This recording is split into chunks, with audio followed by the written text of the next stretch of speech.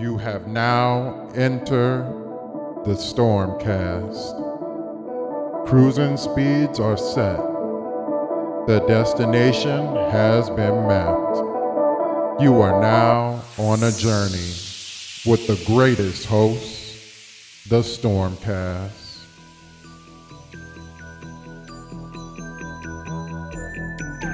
Action Jack, Nintendo Cisco, Geronimo, Trey Vito, Sandstorm McDowell. Hypervision goggles should be securely fastened to properly see the truth presented. Get ready, Stormtroopers, for another Stormcast. Grab your snacks, grab your drink. Don't blink, or you'll miss the Stormcast.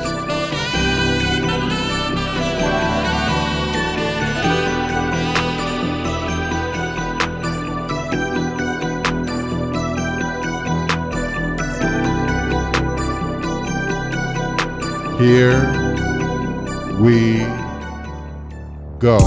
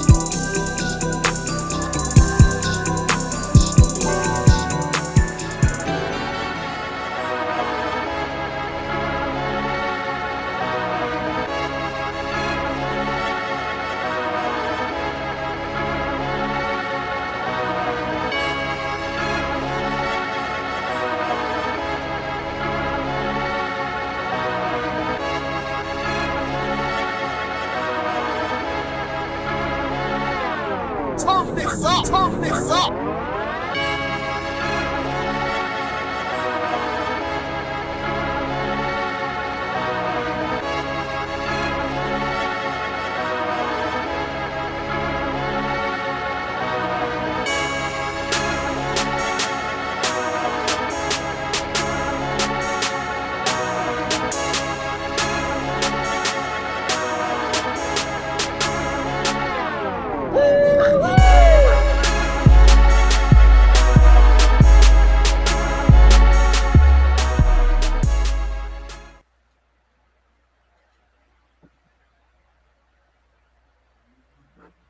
I can't hear you there, Sandstorm. Oh, Perfect. Thank you. I was yelling at my daughter earlier. I'm like, shut that dog up. What is going on, everybody? We are here for another Stormcast. As you can see, we've got a full roster here. Unfortunately, both Jack and Vito couldn't make it, but we switched the slots out with two superstars here. On my right side, that's right? Okay, because it's my left I'm pointing to. But on my right side, we got Angry Vigilante. Vigil, how you doing today, man? I'm doing good. How are you? I'm doing amazing. We thank you so much for coming through and joining us for this wonderful Stormcast, bro. This is actually the first time he's been on, so like, give my man's a hand. Give my man's a hand. I usually work Saturday night. That's why. It just happens to be my wife's birthday today, so I got to take the weekend off. Hey, and that is much appreciated. We thank you for that, and thank you, Happy Mrs. birthday. Vigilante. Yeah, happy birthday to her. Hey, as a matter of fact, everybody in the chat, give out a good happy birthday to Mrs. Vigilante, please. And then we've got the man, the myth, the legend, down in the bottom right-hand corner, cool as can be. I don't know if I've ever really seen this man smile. Only his after image, Shadow Fox Infinite. How you doing, there, bro? When I stepped in the game, you know what it is. And then we've got the usual fellas that are here every Saturday with me. Nintendo Cisco, how you doing today, bro? hey, doing well. Shadow Fox, I don't think we've met before, so nice to meet you. Likewise. I'm excited. This is going to be a fun episode. We got lots of fun topics, so I'm really excited for this one. Yay. And then we've got the co-host of the day today, Geronimo. How you doing today? Oh, you silent too? Yeah, you're muted. I did play myself. What up, y'all? Glad to be here as always. All right. So you guys know how we do before we start off. We've got plenty to talk about today. The Xbox Direct, as well as Nintendo and sales. And guess who also's got some sales stuff to talk about? Sony too. And then we also have to talk about Pokemon Champions, because that's a thing as well.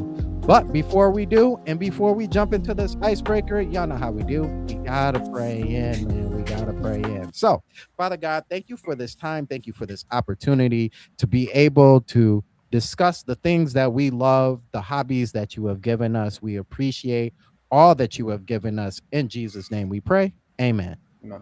All right. So now that we've all prayed in, it is time to talk about the icebreaker. And since we have two guest stars here, we definitely want to hear what they've been playing lately. So we'll start off with Vigil. Angry Vigilante, what have you been playing lately? Well, I just got done beating the Super Mario Wonder Meet Up in Bella Bella Park DLC. I also just finished Princess Peach Showtime, and currently I am playing Pokemon Fire Red, and I am playing Tears of the Kingdom as well. Hopefully I'm going to beat that before Yoshi comes out. Okay. Man, I'm trying to get done with something before I pick up Yoshi, because I feel like that backlog is just like getting fatter and fatter. And you know when you're like, I can't pick up any more games. I can't pick up. I shouldn't pick up any more games. It's getting kind of crowded. Yeah, Whatever you do, stay away from pawn shops, okay? I went on a buying spree this week because of the pawn shops, because of how cheap they are. Oh yeah. You're like, you know what? There's room. I see a crack over there on my shelf, and there's room enough just for like 15 more. It's okay. Okay. All right. Shadow, what have you been playing lately, man? You know, Streets of Rage 4. That all the Always time. rotation. Just constant rotation. I have over 1,000 hours in that game. I have 2 at this point. Between that, finished Resident Evil 9. Highly recommended. One of my games of the year for sure. Then I went back to Killer Instinct for a little bit, and trying to finish up. I can't think of the name of the game now. The Android girl, still away. I couldn't think of the name of it for some reason, but yeah, That's right. still trying to that boss fight, and I don't want to go all the way back to the beginning of the game to collect what I need to survive that battle. So I'm just trying to do a whole bunch of perfect dodges to finish. So we'll see how that works. But if not, I may rage quit and start all the way over. So had to start that Okay. game. Yep. Big shout outs to everybody who's on the chat. What up, DJ Jerome, Jazzy? I gotta say hi to all the peoples. Jay Biggs, Moderators Unite, Squared is in the building, Brand Smith in the building. Of course, we have RJ in the building as well. If I didn't catch you, Aries is also in the building. Thank you guys all for coming through. We appreciate you guys showing up. And the question goes out to you guys as well, not just us in the panel. What have you guys been playing lately? We definitely will shout those out as well. So, with that being said, Cisco, what have you been playing lately? Going through Pocopia. That's man, that is a meaty game. It doesn't matter how many hours you put into that game. I remember I was like, I went to Pallet Town. I was like, I just want to have my own house. Like I've been like just trying to survive in huts and every other island. Let me go and actually build myself like a little hub world with a basement full of chests that I can throw all my items in. And yeah, I started with it started off as okay, doing the house. I never finished it. I thought I was gonna do a quick house in like 30 minutes to an hour. Man, I was on that for like 5 hours and never finished the house. Like, it just took so long. It was fun, but it's like, man, that game. I'm trying to play, but I can't get through it. But it's fun. It's just my only criticism of that game, or at least for me, maybe I'm just not approaching it right. I feel like the recipes come after you do the story stuff. So by then you're already ready to move on to the next area. So it's like, man. So the whole time I'm like, when do I like actually take the time to kind of rebuild the homes and stuff? But I'm just doing it for what it is. And then I'm playing Gale of Darkness. That man, I got maybe what did I say, like 8 hours or 7 hours into the game, and then it crashed and I lost all my save, which is hilarious because I had 3 failed runs from the data being corrupted on GameCube. So I'm like, Switch won't do this to me. I got it this time. And then I'm like, what is happening right now? There's no way. But I'm determined, so I started again. I'm doing the save states. Like, I'm spamming them every time I finish a battle. And so far, so good. I got past the SS Libra part, so we shall see. And I'm also playing a little bit of trying to finish up the Paranormal Site, Mermaid Scares as well. How you liking that?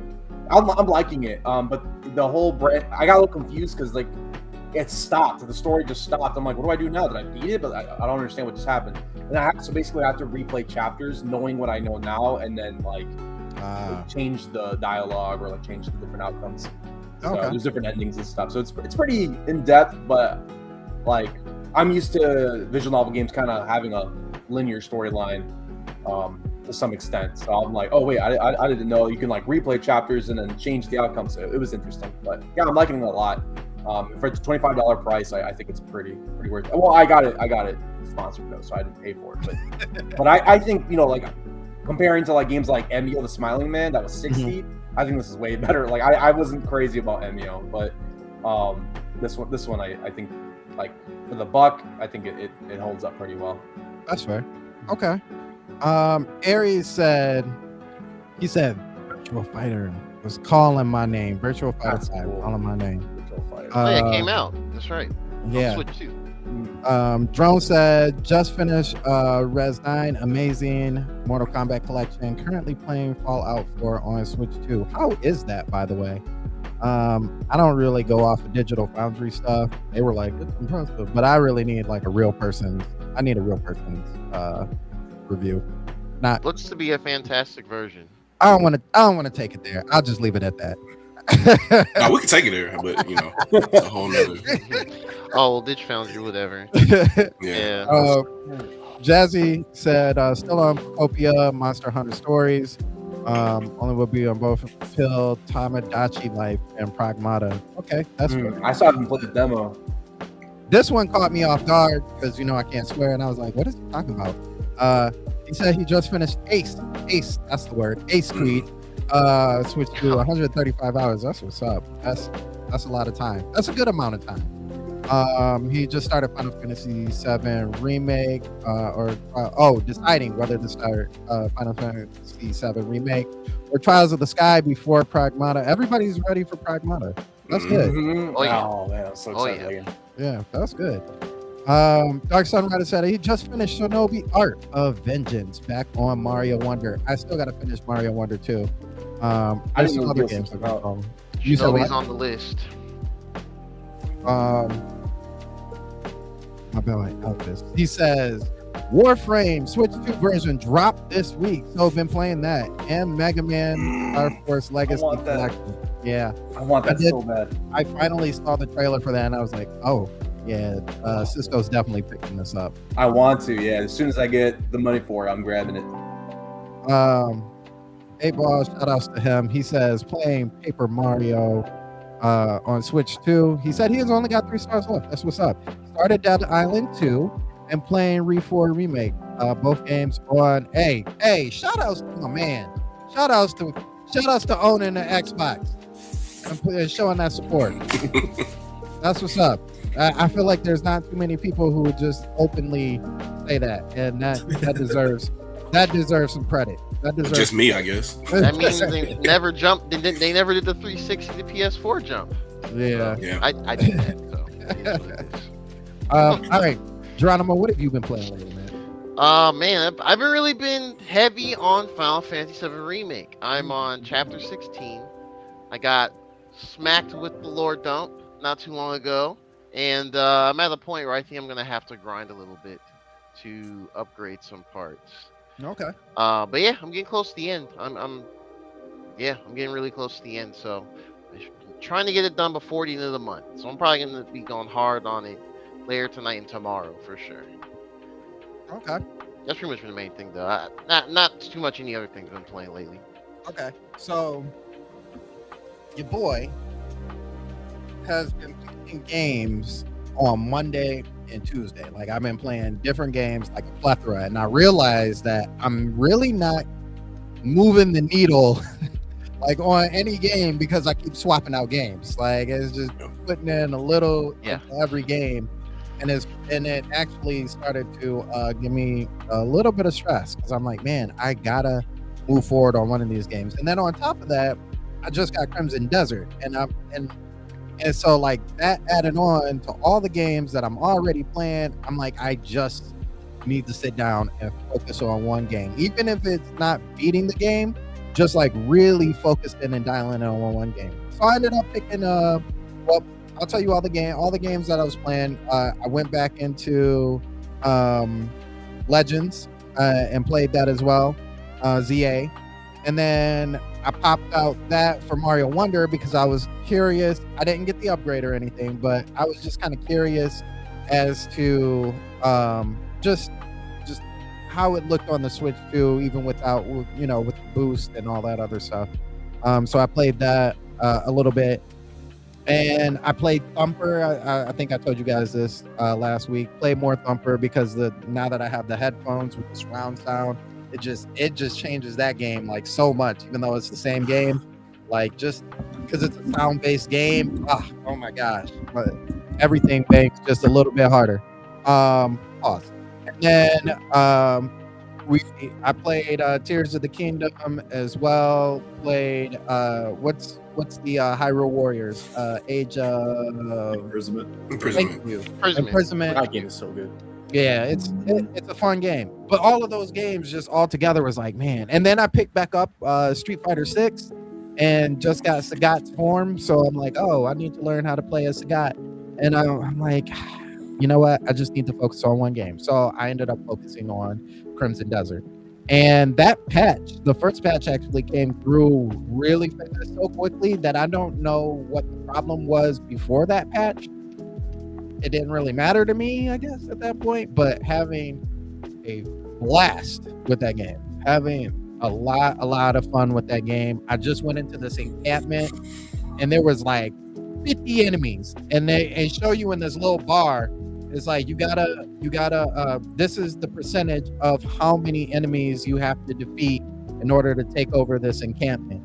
And so I finally got the other character, the girl. And so me and her, we walked in, and like I was just RTO, pow, you know what I'm saying? Clothesline, watch out, you know what I mean? Just grabbing fools with the ultra hand, slamming them down, cutting through, and I'm like, this is the the fighting in here, especially when you start to like get a bunch of people and you start unlocking moves and stuff like that, it's really, really satisfying.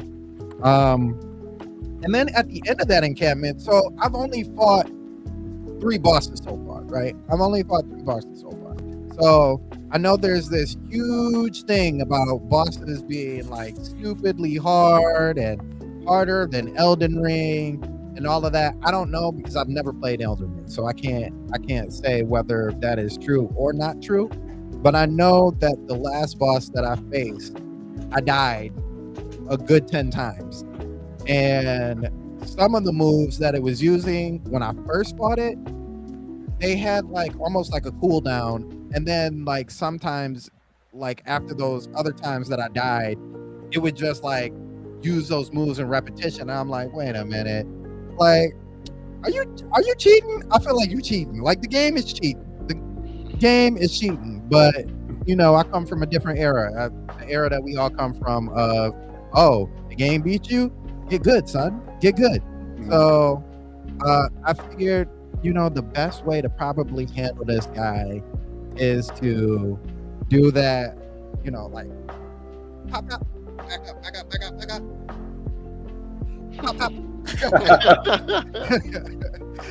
So yeah, it was one of those, and I finally defeated the enemy. I'm gonna say that the bosses are hard, but they are all timely and rhythm based. Some of them have some cheesing moves, but I mean, it's been satisfying. If you guys haven't seen the latest Keith video, check that out because he's right on point. It's like it's a horrible. It's one of the worst good games and one of the best bad games. is a dynamic of both. So yeah. If you guys have any other games that you guys are playing, if you're coming in a little bit late, make sure you put it in the comment section. We will throw those out here. But we're going to move on to our first topic, which is the Xbox Direct. So we had an Xbox Direct Thursday, just a couple days ago. Now, the Winging It podcast, shout outs to the Winging It podcast. They did a live reaction. I know. Did any of you guys do a live reaction? No, I didn't make it. Okay, But I did view the video. Okay, perfect. So none of us have given our official thoughts out really about the Direct in itself. So as far as the Direct goes, and this is a question out for all of you guys, how did you feel overall about the Direct, about the pacing? What did you like? What didn't you like? What was interesting? What wasn't interesting? And overall, where do you think Xbox sits in the future? I know that was a lot of questions, but we'll just go through it one at a time. We'll start off with you, Vigil. How did you feel about the Xbox Direct? Who are you starting off with? You, yeah. Oh, me. I'm sorry. You cut out when you said that. I didn't hear it. So I didn't live react to it, but I did do a video talking about it today. I love the partner preview. I thought it was amazing. It literally had games for everybody. It didn't just have one type. It didn't have just massive AAA realistic graphics. It had like indie games. It even had live service games. I'm super excited for Hunter the Reckoning because I played the original back on the Xbox. So seeing them get a new game for that got me really excited. And there were a few other games that I got excited for too. I just can't. Artificial Detective. I'm really excited for that one too. Oh yeah, that one was really interesting. It's kind of brings me back to the Detroit game, but with just actual action to it. I miss those kind of games. Kind of was like a cross between Borderlands a little bit too when you think about it. Yeah. Okay. All right. Shadow, what about you, man? Just for the feels and nostalgia, Hunter the Reckoning coming back, it at least has my interest. Yeah. So I want to check that out. I'm trying to remember down the list here. Serious Sam, I might have to get back into that. I haven't played it in a long time, but the Stranger in Heaven thing looks pretty interesting as well too. So that's definitely had piqued my interest. Yeah. The other game, there's one other game I was looking for here. Now, one thing that I did notice that was kind of strange is that it's kind of like weird that I don't know. It seems like Microsoft chose to. We could probably talk about this later, but it seemed like Microsoft chose to pick certain art styles to publish on Nintendo Switch or Switch 2, and that was kind of a strange thing. But other than that, the artificial detective game I was definitely looking at, and I'll play Hades 2 on anything. So as soon as I got a triple dip. So those are the things that piqued my interest for the most part on that show. There was another game I think as well. It was kind of like a Japanese. Stranger Than Heaven. No, it was another Musa. one. There was another one like that. No, it wasn't Stranger Than Heaven. It was Dirty something else. Fate. Musa Dirty Fate, yeah. Yeah, so that kind of got my interest too. I wanted to see what that's about as well. But that's pretty much it for me. Okay. All right. Cisco, how about you, man? I didn't watch the presentation, but I throughout our conversation I've been looking through the lists and trailers. I think it's kind of cool. We got Super Meat Boy 3D. That's kind of unless that's already made, I don't know, but that looked pretty cool. And then like I mentioned earlier, the Stranger Than Heaven, the Like a Dragon developer, it says here. So that looked really cool. I mean, those games all kind of play very similarly, but I really like the environment. That looked really nice. I the thing is, it's like, and like Vigilante said, they have, there's a game for everyone, right? And I think, I know like Xbox tends to be kind of always picked on, but I still really root for them and hope that they make a big comeback, and I think what hopefully they're learning is that when it comes to gaming, it's about the games. And like, right now we can only make such powerful consoles, but it's about the games overall. So focus on the games, focus on these announcements, focus on just getting gamers excited to play these games and having these options to play it on different platforms. And, obviously have your exclusives. And I think, I think they can come back really strong if they keep this up. So pretty excited to see a couple of these announcements. I'm still looking through some of the trailers, but the Super Meat Boy looked pretty cool to me. Okay. Geronimo, what about you, bro? I kind of caught this when it was live, kind of while I was middle of work. I just had on the side. I'm looking through the list too to kind of refresh my memory on some things. Overall, it was alright. It was alright. Some kind of expected things, or not expected, already known quantities and stuff. But getting Xbox confirmations was good. Dispatch was there, which I forgot was on Xbox until that day. Hades 2, which pretty much announced Hades 2's leaving console exclusivity for Switch 2. Yep. With that, very soon actually. But the things that did catch my interest, of course, Stranger in Heaven again. I've pretty much been interested in that since like they first revealed it. I think at the Game Awards or whatever show was last year. Looking through this again, Musa Dirty Fate. That one caught my eye as well, and the Serious Sam game, which looks like a co-op roguelike. So that's an interesting, that seems like a route I can see Serious Sam going. But I'll keep an eye out on that for sure. But other than that, Super Meat Boy 3D looked good. I think that's coming out on everything soon. Yeah, I think. Yeah. 'Cause I think we saw it at a Switch presentation too. Yeah, it's coming to. Yep, I think we have gameplay there, and it looks good. It's 60 frames and all that good stuff. But overall, it was cool. It was cool.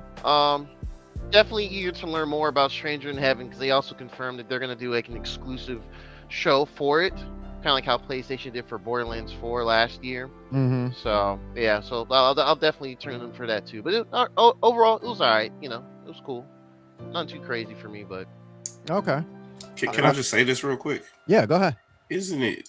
Anybody remember back when Nintendo did directs instead of going to E3 and everybody kind of laughed at them? Oh yeah. Yep. Just thought I'd say Look that. at it now. Look at it now. Yeah. Yep, everyone's doing them now. Yeah, it's like you gotta get and state of play. yeah. It's funny because like now it's like before it was like, oh, just wait till E3, and now it's like I need it now. I need a direct. I'll just say that's one of many ways that Nintendo is forward thinking, and people perceive that as them being behind the times and not competing. Well, they pulled out of E3 during the was it the Wii U era? Yeah. I remember it being the Wii U era. The second year. Yeah, I remember that day. I remember when I got the announcement, I was really upset because I was a big Nintendo fan, and I was like, "Come on, Nintendo, why are you dropping out?" But now that we're getting the directs and we are in this culture of directs, now it's like, oh, it makes sense now. Not now. So Iwata wrote a letter after the Wii U came out. Basically, it was to all press, so they would republish it, and he was saying that the press wasn't showing what the system could actually do, and were mistranslating things to say that the system was weaker than it was. So they basically said it is our job to make sure you see what this system could do. So we will publish games that will do that. And after that, that was pretty much after that. That's what they said, they're not working with press anymore, and they cut them out and started doing their own stuff and published directly to you. That's pretty much what the result was. So and now it's the preference. It's now we prefer to get it just straight from them and not have these presentations. Yep. So thank you, IGN, for all your mistranslations. Right. And G4. G4 as well. Oh yeah, G4. Oh yeah, G4. Yeah. Okay, so as for me, in the presentation, I thought I agree with Vigil, man. It was good to see so much content from for everybody. There was at least one game here for you, and that was in a wide spectrum of ages or preferences to their video games. It was really good to see. It threw me off. I even said this in the video, oh, Bluey is here. What? Bluey on an Xbox? But everything. And it's not surprising because Bluey comes to everything. Mm-hmm. And I can't even say I'm more surprised that it's not at Nintendo, because I don't even feel like Nintendo would have showed that off. It's Bluey, you know what I mean? For kids, Disney, okay, because that can translate to a lot of people, but Bluey, and I was happy with that. That's cool to see. Am I gonna buy it? No, but it's really cool to see them be hey, we got something for your kids too. Listen, we got something for everybody. Ascend to Zero, I thought she was wearing a cow mask, and it ended up just being her buns on the side.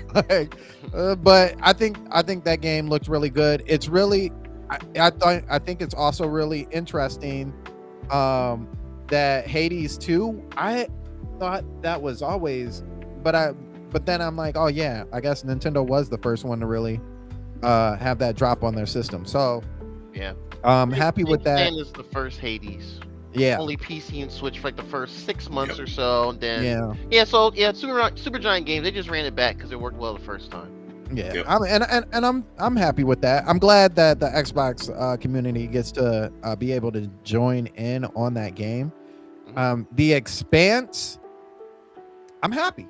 I'm really happy with that because it's one of those shows that I'm still watching, and I can't remember if it was Vito or Terminator Juice who was like, bro, you gotta watch this. I'm pretty sure it was Vito. And so for them to come out with the game right outside of that, I know Vito is probably has some sort of interest, at least on Game Pass level, to check it out. We've talked again and again about Eternal Life of Goldman, aka the new game of DuckTales, and I've played the demo. I actually played the demo last night or the night prior, just to check it out, and the game is fun. Does it play like DuckTales or? Kind of. Ish. Okay. Yeah. It has its own personality in it. So I'm happy with that. I do like the fact that they change out the equipment, your umbrella, you change out the different hooks and on the body of it to do different things. It makes it a really interesting game. And then one of the games, they got Dispatch as well too, and that threw me off as well because I'm like, I thought Dispatch was everywhere, but I guess not. PC, switch to PC, PlayStation, then switch to now Xbox. Okay. Musa, Stalker 2, Stranger Than Heaven, Those all look like very interesting games. Grave Season had me like, oh, okay, maybe. And then the last game that I saw that I was like, not really interested was Alien Death Storm. I'm sure somebody, and Vaunted. Somebody will probably, and Withering Waves, now that I think about it. Those three kind of lost me, not because they don't look like good games. I don't really have any interest in arena like shooters. I don't really have any interest in games that look like gacha games. And the Aliens one was like, not real alien stuff. But overall, I think Xbox, as far as the developer, I will say this is one thing that I think they actually do the best as far as their directs. So something that I've noticed is that they go through like a few set of games and then they bring you back for a review. Like, you see this game, they show you this game, and they show you this game, and then they show you a slide of what you just watched. You watch this, you watch this, you watch this. They may have a date next to it, maybe not, but then they bring up another set of games and they keep showing you. I like that. I like that format a lot. Yeah, they know their audience, so yeah, it's very often that you get through a whole Nintendo Direct and you like, dang, what did I see again? What was I watching? It was a game up there and you can't think of the name of the game. yeah. But they constantly show you what you've been watching, and I think that's really good. That keeps that like retention of what you're trying to watch. I think Nintendo and Sony, they just do the sizzle reel at the end. But I think the last couple of presentations that Sony has done, they will give you the slide card before they present the game. They'll say, hey, these couple of games about to come up, and then they'll show them or whatever instead of afterwards. Oh, afterwards. Yeah, and then so Microsoft and Sony are doing it the same thing, kind of. I think they're just doing it before, and Nintendo's just like, watch our sizzle reel at the end. You'll be okay. Yeah. So I think it's a cool move.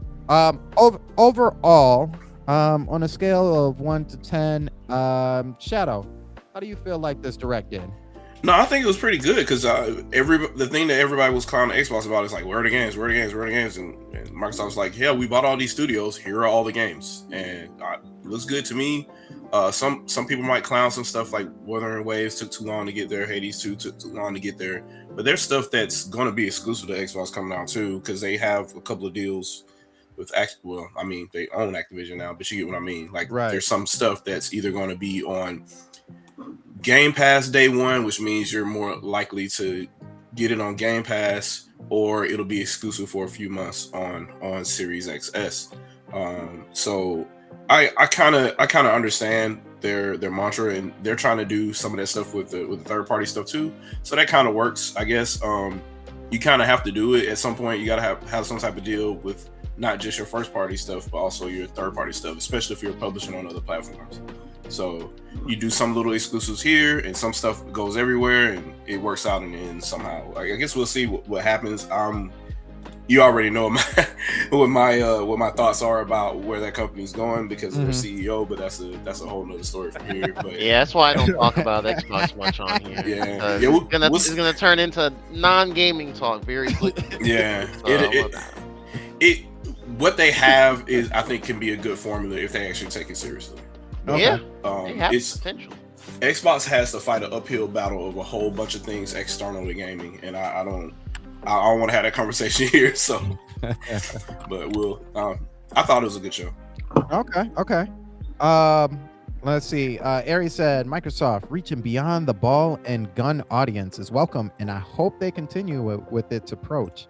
Yeah, I like that. I'm so glad the ball and gun term has reached containment of that circle of YouTubers I've been watching for like the past 10, 15 years. I'm so glad, because that's what it is, man. Yeah. Ball and gun. Yep. That was basically like all the E3s. Hey, you like balls? You like guns? Pause. You like guns? Here's another game. Guns. Third person guns.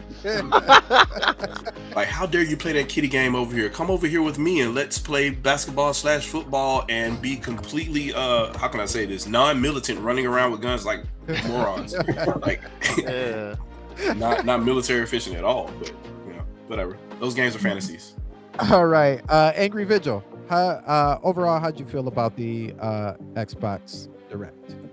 Oh, I absolutely loved it. I actually gave it a 10 out of 10 because it literally had games almost in every genre for everybody.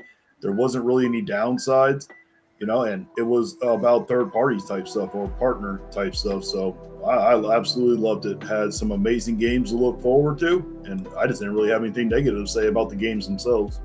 Very nice, very nice.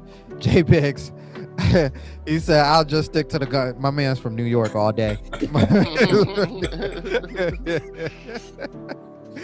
Okay, Nintendo Cisco, how'd you feel overall about the Direct? Yeah, I mean, I didn't watch the whole thing, obviously. so I can't give it a fair point. But I'm from what I've seen, positive. I think it's positive. I mean, I'm easy to please. Anytime there's a presentation showing off games, it's always a plus. Okay. And Geronimo, hold on. Ib said, Xbox, don't make me tap the sign. Activision, Call of Duty, binding agreement. We are still waiting. Yeah, they haven't pushed the red button yet. Yeah, they haven't pushed the button yet. 10 years have not started as of yet. Geronimo. Man, oh man. Yeah. Like I said earlier, yeah, I thought it was cool. Like, I think it was cool. I'll say that it was cool. Nothing there was really bad or anything. Not too many things just jumped out to me like that. But it was cool. I think it was a good, partner showcase for the folks on Xbox. So. Okay. For me, I'm actually now. If Xbox did all these things before, overall I'd probably get a 8 out of 10 because I'm used to those kind of things. But I do definitely add a point for people who change direction. Try something a little bit new. And as far as this developer direct, I was impressed. I think they did a really good job with catering to everybody and showing that their fandom is more than just playing sports and shooting up things, and a whole bunch of profanity thrown everywhere, because it really is. There's so many different Xbox people out there, and surprisingly, there's a lot of indie loving Xbox fans out there. So for them to even throw out some like indie games as well and give that some space and some time in the developer direct, kudos to y'all. That was a really good move. Now, I don't know if I want to congratulate the new president or if that was already if that was already in play. So I'm not gonna give you too much credit because I think that was already written before you jumped in on the whole deal. So, but with that being said, this is definitely a good move in the right way that Xbox should actually be going as far as their presentations and their directs. Good job. We give you guys an applause here on the Sandstorm Show. With that being said, something that's a little more controversial, and I didn't put this in the breaking news. I wasn't going to hit y'all with the breaking news today, but something that is slightly more controversial, Pokemon Champions. So we've been waiting for Champions for a while now, and it was official that it was coming to the Switch 2 first. Now, we still don't have our hands officially on it yet, but the one thing that we have been seeing is that, man, there's quite a lot of things going on there besides just battling, right? Some things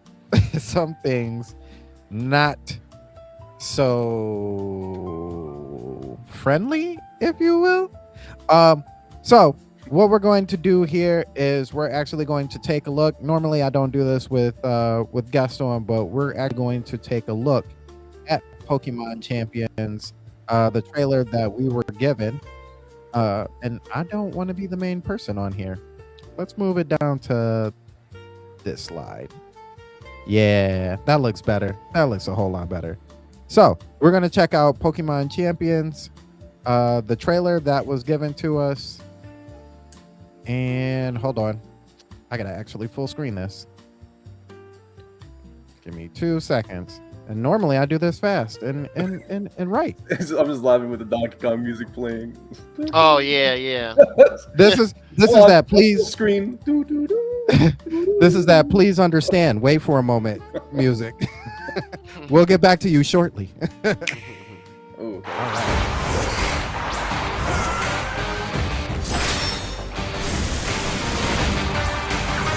Pokemon battles for everyone.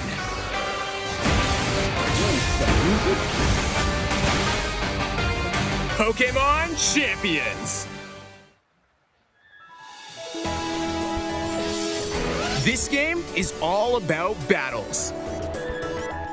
Compete online against players from across the world with the Pokemon you've recruited.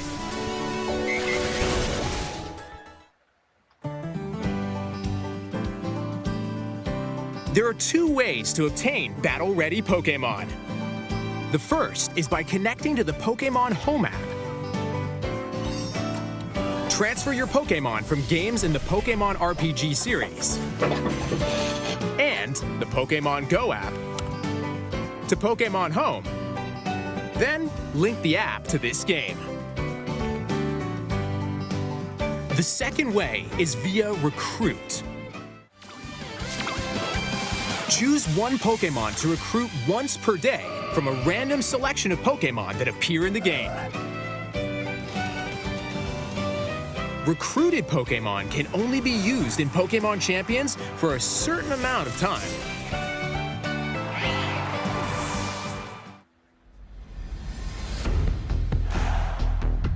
After you've gathered your Pokemon, choose 6 of them and form your team.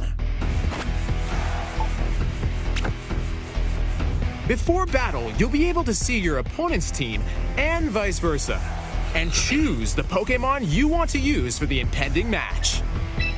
Consider which Pokemon your opponent will use. Then select your own Pokemon to start the battle.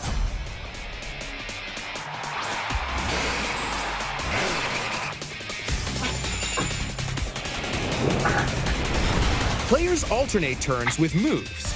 Win by reducing the HP of all your opponent's Pokemon to 0.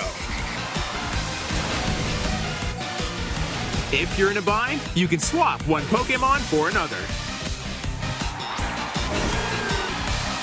Or use Mega Evolution to power up your Pokemon. The decisions you make could influence the tide of battle. With Mega Evolution, certain Pokemon will gain abilities brand new to the series.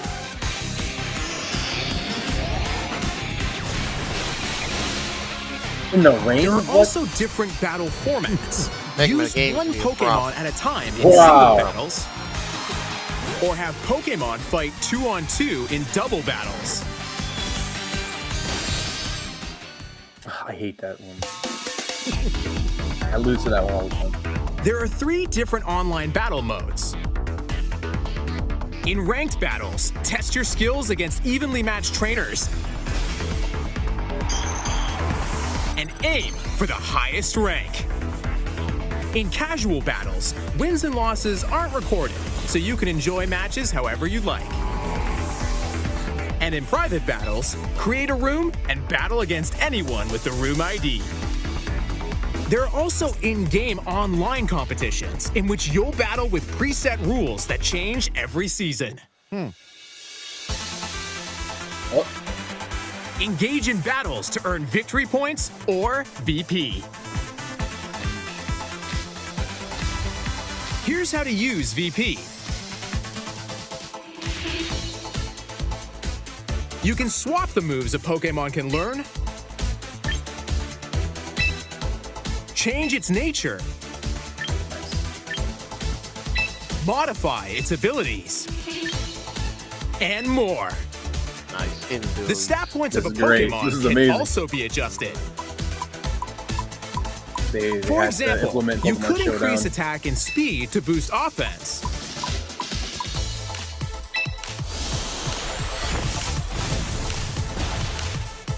Or raise HP and defense to withstand attacks.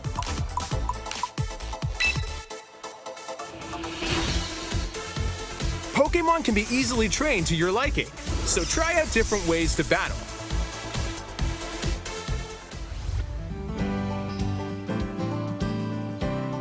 You can only recruit once per day, but by using VP, you can recruit multiple times. Keep in mind that recruited Pokemon are only available for 1 week, but with VP, any recruited Pokemon will be permanently added.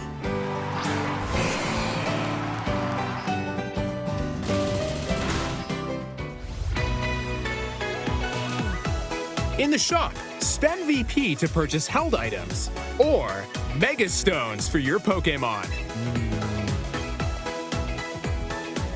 You can also get clothing and looks for your trainer, different Pokeball throwing styles, and battle music. That's what I like. Always locked in the music. Yeah, that's pretty cool. It's locked behind something. Always locked in that A music. world of fierce battles That- with your they will get me with Pokemon that. awaits.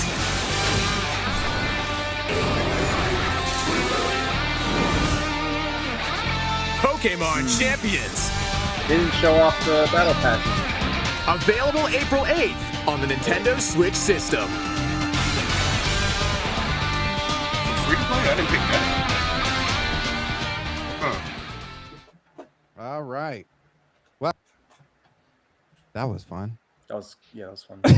Glad to rewatch that because I haven't rewatched it since. I they didn't dropped watch that it earlier before, this but I did know a lot of the information though. But we'll get into that. Yeah. So, we're gonna leave it to our Pokemon expert, all things Pokemon, Professor Cisco. Oh, me. Oh.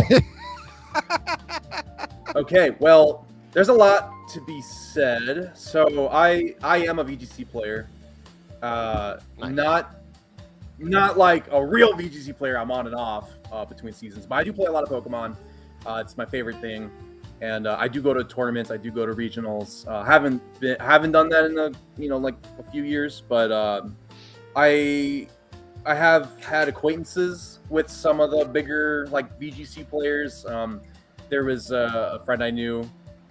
I don't want to give names because they've said before they don't like when they get like their name dropped and stuff. But like, there's some people that I've known, and they introduced me to some of the bigger ones that play VGC, and it's a really awesome space. So they also have been a couple of them have been invited to play this game early, and so there's goods, and then there's we don't knows, and then there's my personal worries. So I don't even know where to begin, guys. Especially, I also want to leave some conversation for all of us. I'll say, I'm excited for this. It's something I was really excited about. There's every Pokemon app always has some kind of microtransaction, but we don't know what kind for this one, and that worries me. I hate the Battle Pass system. I hate the microtransactions. There was like Pokemon Quest, Pokemon Go, Pokemon Masters X, Pokemon Cafe, Pokemon. There's a lot of them. you get the point.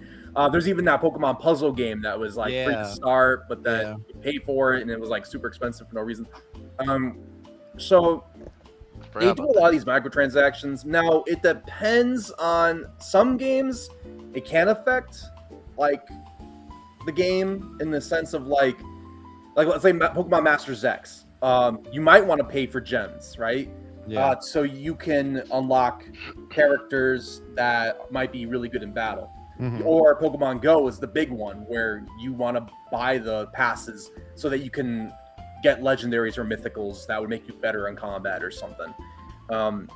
So it's some games they do affect like almost like a pay to win thing. And then some games like maybe Pokemon Cafe, it doesn't do anything. You're going to get like more cosmetics. It doesn't really add much. You can spend money if you want to, but it doesn't really do much. Now, the thing is I've seen a lot of people do the whole pay to win argument for this one. There's a couple things. One, we don't know. We don't know yet. There's no details. Pokemon Company's been very quiet about the microtransactions for this one, besides just like the starter pack and all that. And Nintendo and Pokemon Company get quiet about things, I get worried because that's usually a bad sign. But again, we don't know if it's good or bad. But I will say this. This is one of my statements I haven't seen anyone say. If you're saying Pokemon VGC is pay to win, and you're using that as a statement, like a bold statement of like, how dare they? Where have you been all this time. Pokemon VGC was always pay to win. You know why? Because in order to get the latest Pokemon that are like the latest meta, you have to buy the DLCs. You got to buy the newest games. That's right. It's expensive. But being a Pokemon VGC player is expensive. Like I remember when Pokemon Legends Arceus came out, and then they were like, okay. And sometimes, by the way, I don't know if you guys know this, but like Pokemon will switch the format sometimes like a week right before the big tournament, the world tournament or something. They'll just be like, by the way, we want the Legends Arceus Pokemon in the big tournament. And everyone's like, we got to learn how to play these Pokemon. And we got to, like, some people, you might be a big VGC player. You spend all your time battling online and practicing, right? You don't really got time to be like going out there playing the games for the story and trying to collect everything. So that's the one thing is like, you know, it's always been pay to win, and this game, I don't know, we'll see. It looks like they're cutting a little bit of the grind because then you're able to just kind of rent the Pokemon. But again, we don't know how the microtransactions are. It could be really bad, it could be okay. I don't really know. Again, they invited some of these players, VGC players, to join up this and to play this game early. And there's a lot of good things, like they cut the grind completely. If you guys have ever tried doing competitive, oh man, the grind is bad. It gets better with every generation, but it is so bad. I mean, you're spending hours upon hours just trying to raise the Pokemon. And then when you use it online, you might have a stat that's off. Maybe you didn't put enough speed. Maybe you didn't put enough special defense or something. And now you got, like, how do you modify it? You can't modify it. You got to start over. So that's a problem. With this, it kind of implements a lot of the Pokemon Showdown, which is like, it's a non-official website where people use to practice. And you can just, right, like how it was in the trailer, where you have sliders and you can change the different, you can change the different natures and stuff. That's part of it. Like, you know, that sorry, I lost my train of thought. That makes it easier. That cuts a big part of the grind. So that's nice to see. But again, there's this whole thing about the boxes, and you got limited boxes, and then you got to pay. I don't know how that's going to work out. And so that's something I'm not too excited about. And I'm really worried about that because VGC, I mean, you have to have multiple boxes. Different Pokemon have different sets. So you might have, I'm trying to think of an example. Let's say Nidoking. He's not really meta, but let's say Nidoking, for example. He's got a really good physical, but also special attack. So it's like you might have a set for Nidoking to be a physical attacker, and you might have one for special attacker. Some Pokemon have such crazy range. You can even have them be like a tank. There's different roles. So you might have 3 different Nidokings. And if you only have one box, it's like, oh man, like how do you manage that? I've played VGC for so many different games. I always have about 3 boxes filled with Pokemon VGC, like Pokemon competitive mons. And it's like, one box? I don't know how I'm gonna do with one box, but only your best, your favorite style of play. Yeah, so it seems like you're just gonna have to pick your favorites and then go with that. Also, it says you rent Pokemon and only for a certain amount of time. I don't know how that's gonna be because that would really suck if you build up your Charizard and then it's like, time's up. Give it back. Like, Charizard, no. I'm very curious about that too. They did the Hollywood video blockbuster style of rental systems. It's like, nah, you're done. And then you gotta pay up if you want to keep that Charizard. With your Billy Blaze, your Charizard, he's going in the trash if you don't pay up. I don't know. We'll see how that goes. But okay, I gotta stop talking. Let you guys get in on it. So okay, yeah. Vigil, how you feeling about this whole thing? Well, for starters, I'm not a mobile gamer. This is clearly more designed for mobile gamers. I really don't like microtransactions. I absolutely hate them. I think they're the worst part of gaming right now. But I know it's going to do well. It's Pokemon. It's going to do well. The competitive scene is very happy. I'm not a competitive gamer whatsoever, but it's definitely going to make the competitive. But I have no interest in it. Not even going to play it whatsoever. I feel that. All right. Shadow. Yeah. I search on Square, just put a comment in there. Yeah, you can keep the Pokemon that you rented, but you got to pay like $4,000. I think it's $4,000 in MVP points to keep them. Okay. For what I saw here, I guess the thing I like the most about it is that you could just pull from the Pokemon app and find everything that you did from the other games and bring them in. I know they've been doing that in other games previously, just trying to bring everything together. But it's good that there's a battle game now where you can kind of like bring everything in. I did not know it was a free to play though until I did not pay attention to that slide until just now. So that's kind of interesting. I thought it was just going to be a full price game, but if that's what they're going to do, then I hope it's not pay to win. We'll see. That remains to be seen. But from what I've seen from how they do their other games, even like the iOS games and whatnot, it's not a requirement for you to try to do extra stuff and whatnot. You can kind of play your own way and do what you want to do as long as you have fun with it. But I know for people that want to compete and stuff like that, yeah, it may be an investment with time and or money. So personally, me, I don't play Pokemon for that. So for me, it would just be fun for me to just bring characters in and have them battle and win and whatnot, either with my family here at the house or online with some of my friends. But other than that, it doesn't look too different from what I expected, other than what I see. So Okay. It'd be ironically funny if the if the person who is like the number one in this game in Champions is a person who only plays Champions. Like, he definitely was paying to win. yeah, because they're spending all the money to stay on top. It wouldn't surprise me that if someone does that straight up. You know someone's going to. Yep. Especially like the mobile people who are only playing like on mobile and they don't own a Switch. Probably. Oh yeah. Yeah, and mobile's a later release in the summer. Yeah, around summertime. So yeah, that'll be interesting. Yeah. Now, will the mobile connect to this, or how would that go?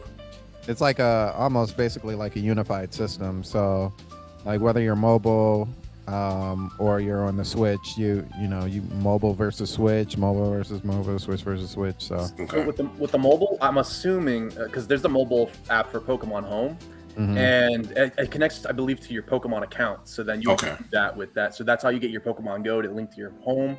I'm assuming would be the same with Champions. Okay. Man, Yeah. sure, if that It'll was- probably be Game Freak servers or whatever, and it's linking everything together, I would imagine. Okay.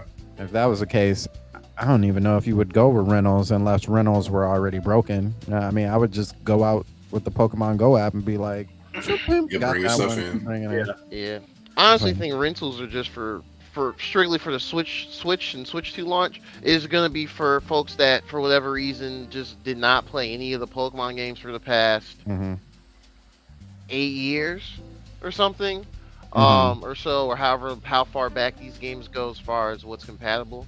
And then it'll be mostly for mobile folks later who just strictly like maybe the Pokemon Go people, or they've been kind of ingrained in mobile Pokemon since 2016 or something like that, or they've been playing Pokemon Unite, which also has a Switch and mobile versions of the same type of game. But yeah. Okay. Oh, well, keep going, Geronimo. How you feel? Oh about yeah. it? Yeah. So I don't really do competitive Pokemon much anymore. I did back in the early mid 2010s a bit. So mostly Gen 5 and Gen 6. So I was there for the Weather Wars, for VGCs and stuff. But it's interesting. This will probably be I'm gonna give it a try again with this one. Just to see how it goes, because I'm still familiar with like EV training and things of that nature. I have some stuff from I think Sword and Shield or like that. You can EV train pretty easily in Pokemon Legends ZA. Like I did one Pokemon in like 10 minutes after looking at a video of which Pokemon gives what effort values. But as far as the battling is concerned, I'm definitely curious where the wall will be, like we kind of all touched on. Until we need to, they're like, hey, pony up, or wait till tomorrow to earn more VP or something like that. I'm really curious how it will be if you're just interacting with the game on its own without any previous Pokemon game. And I'm also interested in, when you do transfer the Pokemon from your from home to it, like, because I understand this eliminates individual values or IVs, which can kind of just remove stats from your Pokemon if you've made sure to breed them with the best Dittos to get the max IVs of all the stats. It makes me wonder if it's not gonna be a clean conversion of the Pokemon. Like you will have to engage with their system to add the points back or something. I'm curious about that. So honestly, since it's so close, I haven't really looked too much further into everything. I just thought I'm gonna wait for it to drop on the eShop so I can download it and engage with it on my own, kind of form my own opinions from there. And to add, like what you said earlier, Cisco, about the radio silence. Yeah, we gotta wait for that day one release. So yeah. That's like that gif where there's like the cup of water and you see the shake and there's a ripple. Yeah, that tends to that's kind of we should just wait and see. The ultimate wait and see. Like I'm not really big on freaking out over information that's not confirmed or conclusive. I know if in Boston they have PAX East. Nintendo brought champions out there, so I know there's probably gonna be some videos of people just battling. Yeah. So I will say, like, to add what you're saying, I think I don't know. I get the worry because I'm part of the worry. I'm like, oh no, I don't know. Yeah. Oh no, it's definitely it's definitely something to consider. But I will say I don't think microtransactions have like ruined any of like the previous Pokemon apps. Like I think I don't know. I guess that's up to every individual. But I will say that when it comes to what this is, Pokemon Champions, like Pokemon wants this to be the new app that they use universally for their tournaments and stuff. I don't think they're gonna be too careless with it and try to ruin it. At least I hope. But I do think they are going to try to treat this with care. Now, I do wish they would be really upfront about all the microtransactions and stuff, but they did say that you can't buy VP with money, so at least that's good. Okay. Yeah, you can't. So they just want daily active users. Yeah, just do battles. Yeah. Which I mean, they if say, you like battling, you can be battling. So. Yeah, they said that the main currency can only be earned through the battling. But it looks like everything else they were showing, like microtransactions, would be like extra boxes and like cosmetics and music. But again, we'll see. We don't know entirely yet what it is, but that would definitely change up the whole thing if it's like you just can't shell out money just to be better. Yeah. I'm just worried about battle passes because I hate battle passes. Yeah, they can battle be a passes slippery are the slope worst. for sure. They can be a slippery slope for sure. Yeah. So for me, looks interesting. Real quickly here, Squared said, as far as the rentals, he said like been like that since Gen 1. I think you can permanently keep a rental Pokemon if you collect a lot of BP. And he also said, you've seen how trash rental Pokemon are on Stadium. Oh yeah, like that's harder than bringing your own Pokemon from the Game Boy games. Right. Like good luck going through the gym leaders and the Elite Four and the champion. Water Demon Girl says, what's funny is that there is home support for the other Pokemon games, but not Fire Red, Leaf Green. I think at some point it's coming. Yeah, it's coming. Yeah, I don't think ZA has it either, does it? Not yet. Not. Or did they add it? They will by now. Yeah, I don't know. I don't think so. I don't think so. Because I'm always waiting for the day they finally drop it so I can transfer my mons. But, yeah, I think the reason why the reason why for Fire Red and Leaf Green because home wasn't a thing back then. So it's they probably during the presentation they said they were bringing it. Yeah. So those Pokemon to get transferred over at some point. To me, I agree with everything that you guys are saying. As long as I can't throw in my credit card or one of my kids throws in a credit card to try and get a little extra something off the side in this game, I'm totally fine with it. It's cool. If you got to actually work for the VP, the VC. VP, I think, right? VP. Was it VP? VP. Yeah, man, all these acronyms around here. Yeah, right. PP Max. Yeah, that's the worst. Yeah, I think it's like victory points or something. Yeah, victory points. As long as you can't just buy victory points, and you actually got to put in that hustle, put in the work in order to get them, I am perfectly fine with that. Overall, the presentation looks good. I'm just hoping it's the way that we originally all thought it was going to be in our minds. Kind of like Shadow said, if you just want to put all your Pokemon on your team or whatever and just play that way, like not do all the extra stuff and yada yada yada, cool. If I want to just play in a private match, kind of like how they showed in that one trailer with all the kids and they were doing a little tournament style, cool. I think that's cool, but don't add the crazy microtransactions. We don't like that. it definitely hurts the fan base when you get splattered with microtransactions for every move. So shout outs to Yu-Gi-Oh! Master Duel. Anyway, so Oh no.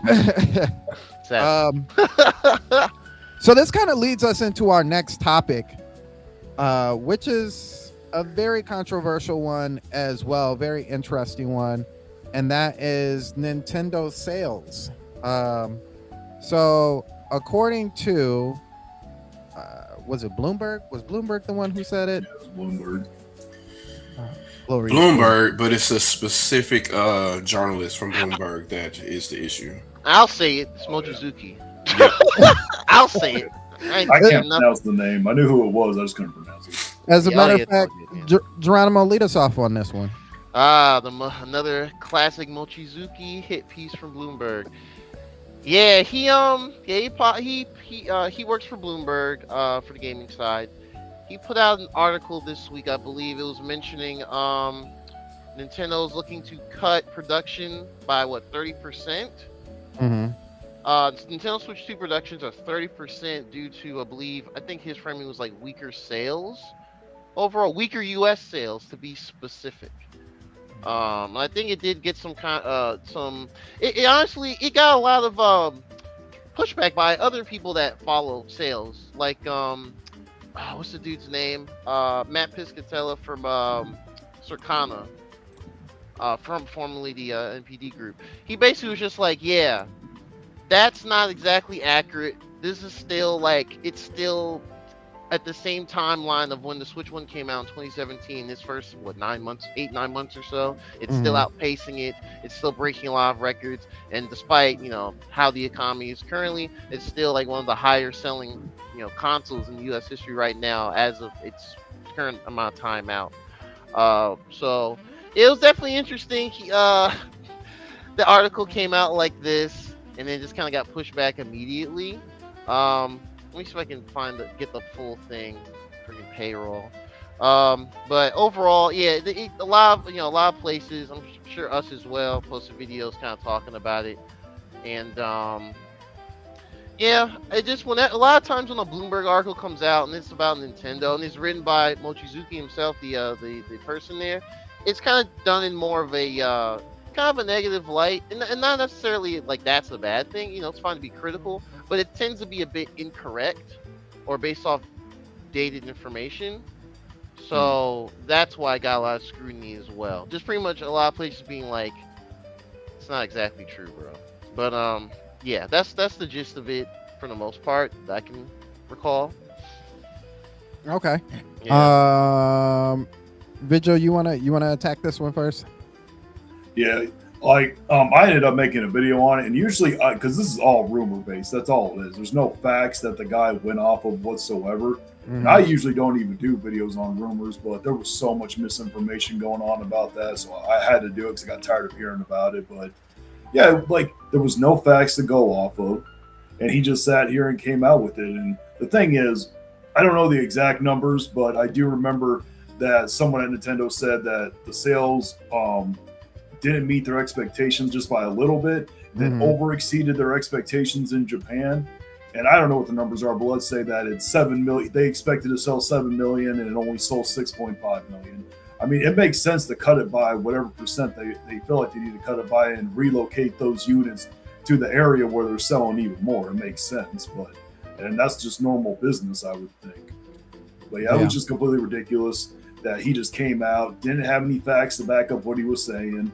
And then all the misinformation on both sides that was coming from, it was just ridiculous. Yeah, I think this isn't the first time he's done something like this. He's been wrong with Nintendo, PlayStation, Square Enix. It's just ridiculous. Yeah, it's kind of crazy because so he whether he's right or wrong. What I've noticed is like it still has sway into stock because it's like his name is attached to Bloomberg, which is really unfortunate. But for instance, like I have Robinhood on my phone, and so I always check. I have stock in Nintendo, so I always check like oh, what's the latest news for whatever stock that I have? And on theirs, that's the latest news. And it's like, dang. And news reported in stock is always viewed as like it's been found out true. This is 100% accurate. This is how you should move in your stocks. And like that sucks. Because if it's not, whether it is or isn't true, you know what I mean? Like you said, if it was only they didn't make it by, 500K, you know what I mean? I was just throwing numbers out there. I don't know the exact one. Yeah, I know. But like even hypothetically, if they just missed it by 500K, but like at the beginning of the year they were like over 2.5 of what they expected, like how heavy do you know what I mean? Like how heavy do you really kind of weigh out the overall sales of the year for that, So yeah, no, I completely agree. Shadow. So this is the guy that rumored that the Switch Pro was coming in 2019, 2020, 2021, 2022, and 2023. He said there were Panasonic screens, then he said there were Sharp Exo screens. He did Sharp Exo, that's right. Yeah, this right. Nothing that he predicts turns out right. I would say this.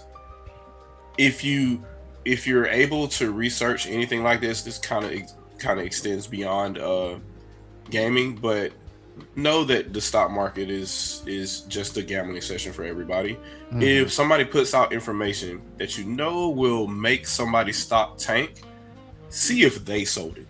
If they didn't sell it, then they're full of it. They're doing it so they can keep the value low and they can buy more of the stock and hold it. So when it goes back up, they profit.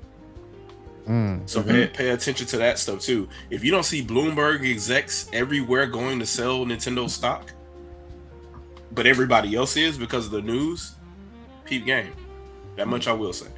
On top of that, anytime that you read any type of journalistic article or whatever, even though they're all supposed to do a Hippocratic oath of do no harm or always tell the truth, seek the truth, and always those kind of things, the journalistic schools, they always teach that.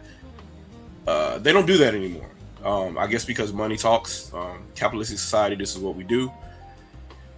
But they still know their trade, and so understand the way that they word certain things. People familiar with the matter. Yep. Yeah. That's basically a rumor. And what it is they'll go talk to somebody off the record that they think is close to something, and they'll ask what their opinion is or what they think they've seen, that kind of stuff. Also know that Nintendo fields these kind of things all the time just to see who's going to leak stuff. They'll throw fake stuff out there all the time. Some of the build of latings for the original, for Switch 2 originally, they were also false. They didn't turn out right as well, but obviously somebody got the right one. So they put that kind of stuff out there just to see what happens all the time and just see what people do. But I would say it's really strange for a system to be short in one market and then they're going to cut projections, because their projections aren't in the United States. They're in if I believe they're in it's Foxconn, and they're using Taiwan now, if I'm not mistaken.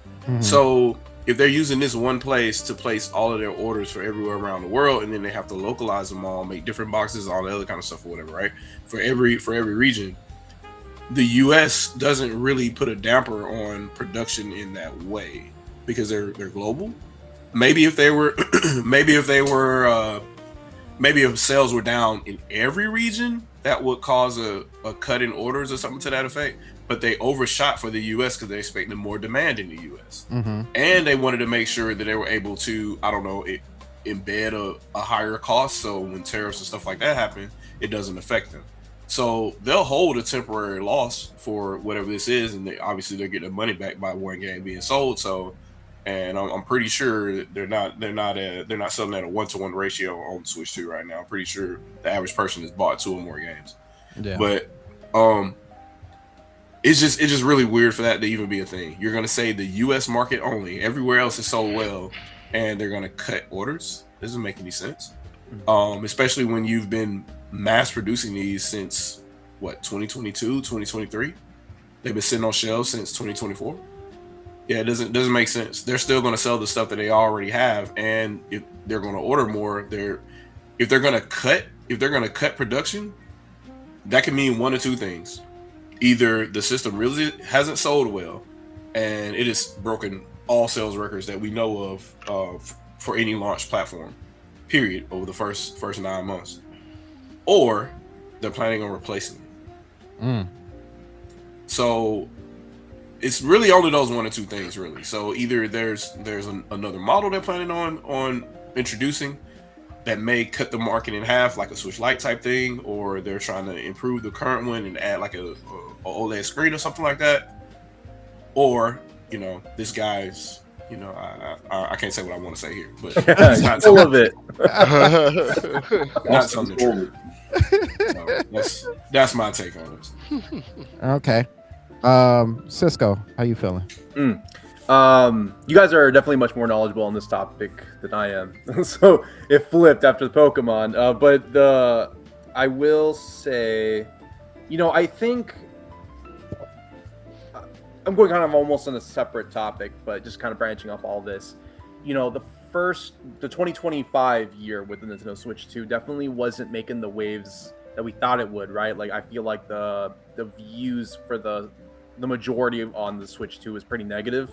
And like, Mario Kart 8 being 80, Mario Kart World being 80, like, definitely did a shockwave on our gaming communities. And then I don't know, I thought Donkey Kong Bonanza was really awesome, but it didn't seem like people were really motivated by that one. And then Hyrule Warriors and Kirby Air Riders, they were a little bit more niche, I guess. And so I don't know. I remember for that, since the Switch 2 came out till probably the Pokemon Direct this year was when it was just so negative. But once that Pokemon Direct hit, I noticed everything kind of shifted. The Tomodachi Life, Pokopia, the Pokemon Gen 10 definitely really shifted the narrative. And people are now, especially with Pokopia, people are, really trying to get the Switch 2 in games. I know lots of people who had no interest in the Switch 2 are now like, ooh, Pokopia, oh man, oh, Gen 10, like, now I really want to like get on this. Tomodachi Life as well, but like Tomodachi Life, you don't need a Switch 2 for Tomodachi Life, but definitely it's about the games, like I said earlier, and on the Xbox presentation stuff is like, it's about the games. And I kind of always knew this. I never made a video or anything like that, so I can't say, oh, I said it back then, but like, I've always kind of knew that, all they needed was that one game announcement, and then everyone was going to turn back and say, oh, now we're cooking that. Now we like the Switch 2. So I think Pokopia was kind of, from what I've seen, I'm saying this just from what I've been witnessing on like the internet. I don't really have any facts to back this up, but like Pokopia definitely, I've noticed really, like, I started seeing a lot less hate towards Nintendo once Pokopia came out. And everything is kind of switching up, and now people are like, oh, okay, the Switch 2. So I don't know, if it seems like sales were pretty good from what we saw in the latest report. But if let's run that narrative that Nintendo's pretty disappointed, and I don't know, they're trying to figure out what's going on. I think it's really just they just needed that one good game announcement, and I think things will, they're gonna sell the stock that they have. I don't think they really need to like slow down or speed up production. I think that the steady pace there. Now with the whole RAM thing, that might change things. that might be more of what's going on, but. Again, I'm not that knowledgeable on this particular topic, but that's what I would think. Those are my thoughts while you guys are talking about this. Yeah. The ironic thing, and I will say this before addressing these two other things. The ironic thing is like nobody saw Pokopia like going to be a hit. Like I remember when that first came out, it was like, what is this trash? Like, this is trash. Yeah, me too. I was like, I was one of them. Yeah, I was like, I thought it was gonna be like Tomodachi Life or another Tomodachi Life or something that was gonna take off, or a new Animal Crossing or something. I thought that was gonna be the game, but Pokopia just kind of took over. Yeah. I had a hard read on it when they, that original reveal, because it was just like a Ditto looked at a picture on the Pokedex and became a human, and then they showed a Dragon Quest Builders looking esque world, and I was like, okay, it's just like a a Dragon Quest type game or something. Really weird. And then I had Koei Tecmo next to Game Freak, and I was like, huh? And then I didn't really start keeping an eye on it until that Nintendo Treehouse stream. I didn't watch it live, but I went back and watched some of the Pocopia section because it was showing that in the Mario Wonder Switch 2 edition stuff with Bell Park. And after watching for 15 minutes, I was like, oh, this is about to pop. Like, I get it now. I just had to see it. Like, even before that, I think it was like a week or so before that, they had, some people, I think press doing previews saying, oh, I really got into Pocopia, but, the positive impressions, basically. But yeah, like, to this day, like, I can open a social media app and I see, like, Pocopia Switch 2 FOMO memes. I'm like, man, my Instagram... half of like a good portion of my Instagram algorithm are now Pokemon memes. Yeah. Like they played 4D chess. Fire Red and Leaf Green leading into Pokopia, it's just like the old nostalgia and then the new hotness. Yeah, it was a 1-2. I was like, oh, okay. That's really smart. So yeah, but yeah, good. Yeah, at the end of the day, it's all about the good games. The good games that push hardware. I love Kirby Air Riders. It's over there on my shelf, the physical. But that's for sickos that love the GameCube game, like me. And there's not many of us like that. So, very few of us. Yeah. Mm-hmm. So yeah, very few exactly. So it's to me, I still say on this show, it's a sequel that, on paper, should not exist, but Sakurai has clout. But anyway, I don't want to go too far off topic. But long story short, yeah, Pocopia is popping, and there's gonna be some DLC for sure. Like, I will be shocked if there isn't. But we'll probably see the next Pokemon Presents whenever that is. Okay. Let's see. The Elemental Hero says, but the thing is, we know this article lines up what happened last year when Nintendo has had many issues, which everyone has seen. Yeah. I have no idea what that means. I just don't know what the issue is, though. Yeah, I don't understand. Who posts? Can they explain? Can they explain what they mean by that? Elemental Hero, we need some explanation on that. Yeah, if you can give an example, that'd be fantastic. Cause I don't know. It's one of my. I know that one, but I have no idea what it means. Oh, okay. I thought he was talking about just the overall negativity towards it. I thought you saw. I thought he was correlating the Bloomberg article. That's what I thought too. Yeah, that's why I was like, huh? I'm looking for the comments. But yeah, negativity last year for sure. Retro says, what up, Retro Fusion? Appreciate you. I can't call you Retro because we already have a Retro on the Jill podcast. Affiliated X. Right. He says the negativity ended when Nintendo announced 17 million and destroyed all the talking points. Yeah, that's a good point. Oh, yeah. So no console has done this ever. No. And you know what? My thoughts on this is, so I had a conversation with somebody. I'm sure all of you guys are familiar with Porto. I don't know who that is. Okay. No? Twitter, yeah. I'm so sorry. I'm so sorry. I don't mean to. I do not. I'm not familiar. He's I'm not on Twitter like that. Yeah, he's a Twitter guy. He's a Sony pony. Let's put it that way. Okay. And so he was talking. He brought this article to light about Nintendo, and I see so many different versions of this article now. Of Nintendo has shifted their sales production to by 2 million. I've seen what is this one? Nintendo is slashing Switch 2 productions by a third after poor US sales. Like, yeah, because 6 million, a third of 6 million would be 2 million. Like, it's Source, just trust me, bro. Right. I made it up. I made it up.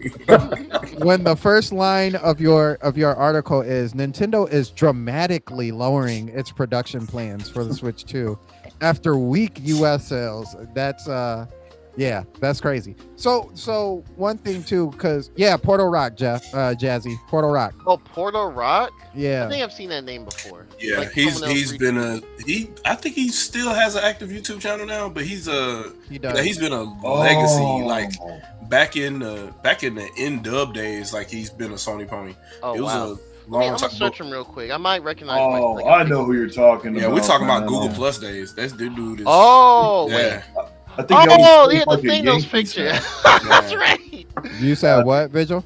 I think he always wears a Yankees hat in this video. Yeah, correctly. Now I know who you're talking about. Yeah, he's an interesting character.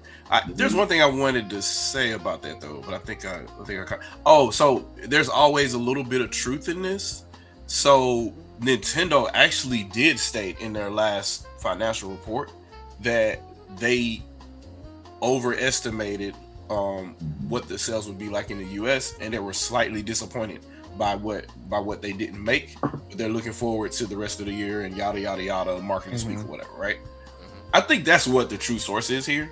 But you got a guy that wants to keep his name in the news as much as possible as a journalist. So he just it just materializes based on that one little thing. And I'm just like, why are you doing this now? But that's a whole nother story. Yeah. Of course, fanboys take it to do whatever they want to do. Yeah, it was interesting because Porter Rock put the same throughout the same article. And then he was like, well, see, because this is exactly what the president said. And I like reading it, and he was talking about the holiday sales specifically. Yep. Not the overall sales. Right. And I'm like, but where in that article does he say that they're slashing prices? And he's like, well, you got to read into it because he said this is the reason why they're doing this. And I was like, but I don't get that. Like, I need more context than just the president saying that we were disappointed by the sales. That's like, and what I was kind of alluding to, Vigil, like you were, is like, that's like they started off and they were like, listen, 24. And I think I said this on Prime's channel. If I'm looking to have 24 million on sales for my physical year on a console, and I predict every quarter I'm gonna have 6 million, and the first quarter I sell 8 million, and the second quarter I sell 4 million, do I really need to change my overall sales? Because 6 million is 12 million, but guess what 8 million and 4 million are? Still that 12 million.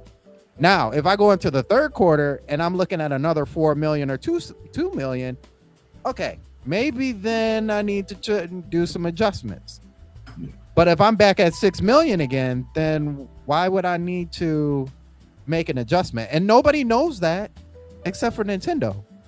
And we haven't finished the third quarter yet. So it all, like you said, I need where's the evidence? Where are the facts at? Like, it was just, it all came from what he took and what he decided to throw out there. And even if that was the case, and I was and somebody was privy to tell me this as well. What was the original sales, their sales expectation of the Switch 2 for the physical year in the first place? They never made that public. So how are they pushing back on something that was never actually public in the first? I don't know. I don't know. Elemental said they were expecting 15 million. Okay. What were they? Not for all of December, no way. Oh, for the you're fiscal talking year. about for December. Oh, I'm just talking about for the full fiscal year. Yeah. Their full year. I thought their first one was like 15, then they upped it to 17, and then to 19 after that. So Elemental Heroes got our response here. They said, yes, I'm talking about the Bloomberg article. If you look back to the previous sales chart and the previous articles, these articles from Bloomberg article lines up. With what? They're just doomer takes, I guess, leading up into that article. I don't. It's weird because I think how Mochizuki kind of tried to frame it. He was making this seem like, oh, ever since the Switch 2 came out in June with Mario Kart World, after that it fell, like the way he's claiming it, it makes it sound like it just fell off a cliff, like it pulled a Wii U during the summer or whatever. No. Well, I mean, yes, the holiday, and like you said, Nintendo said themselves in the last report that they expected a bit higher sales in the holiday period here in the U.S. But it's still, in the grand scheme of things, it's still selling very well despite these shortcomings or whichever. So, but I think Mochizuki's trying to frame the holiday numbers to his narrative of the full of the Switch being out so far. Yeah, which is incorrect. So. I think that's an issue too. Like, and I guess Nintendo and everybody else should have learned from Switch originally, but maybe they thought it was going to be different because Switch launched in March and Switch 2 launched in June. But the only reason consoles do well during the holidays is because usually they launch during the holidays or they're marked down heavily during the holidays. Switch 2 is a brand new console that launched in June. It's not going to be marked down for the holidays. Right. So you're not going to get good sales from that. And if any games go down in price, it's probably going to be the third-party games only. So Nintendo's really not going to benefit too much. It's going to be a regular couple of months for them. And I think they're starting to see that now. You're going to get the majority of your stuff like right at launch, unless you launch during the holidays. So, but since they launched in June, just like they did Switch in March, you don't get that benefit of. And if you can go back and look at the Switch numbers too, like because the Switch price did not drop around that time, they didn't really have a bundle. The Mario Kart bundle didn't happen until 2018, I believe. Yeah. So they didn't get a benefit from that either in the fall of 2017. So it's for whatever reason they're thinking that's going to happen, and so they account for it, and then it doesn't happen. So unless you launch in November, there's really no reason to stock up for December like that. Right. And I think they're starting to see that, especially with all the things going on in the economy around the world right now. Yep. So, which is something that we'll be interestingly talking about a little bit later.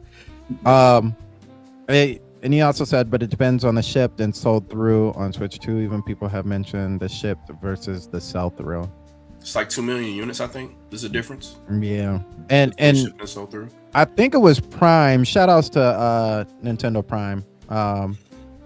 He went through a couple of his stores already, Best Buy, Walmart, and was taking pictures of like what they had in stock at the time between all three systems. And it seemed that the Xbox was obviously the most stock, and it was like PlayStation didn't have a lot, and then Switch had none. So it's not like these aren't still getting. I mean, as much doom and gloom as there is still not like these things aren't flying off the shelves.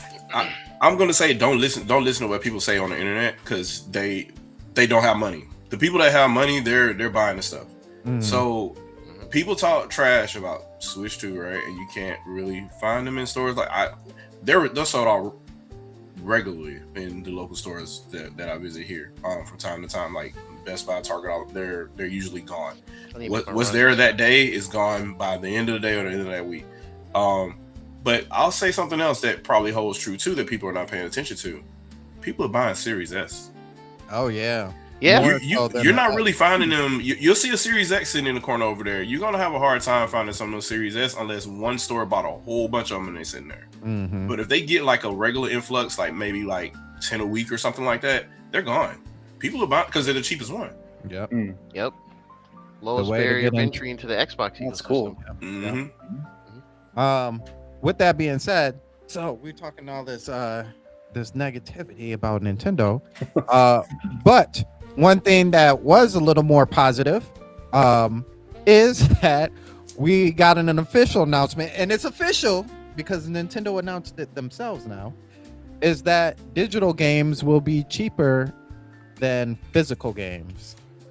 But isn't this what we wanted? Because go physical, right? We're willing to pay more for physical. I've seen many people, not just on social media but on message boards, say, quote, even if the physical price was higher than the digital and it's all on cart, I will buy it.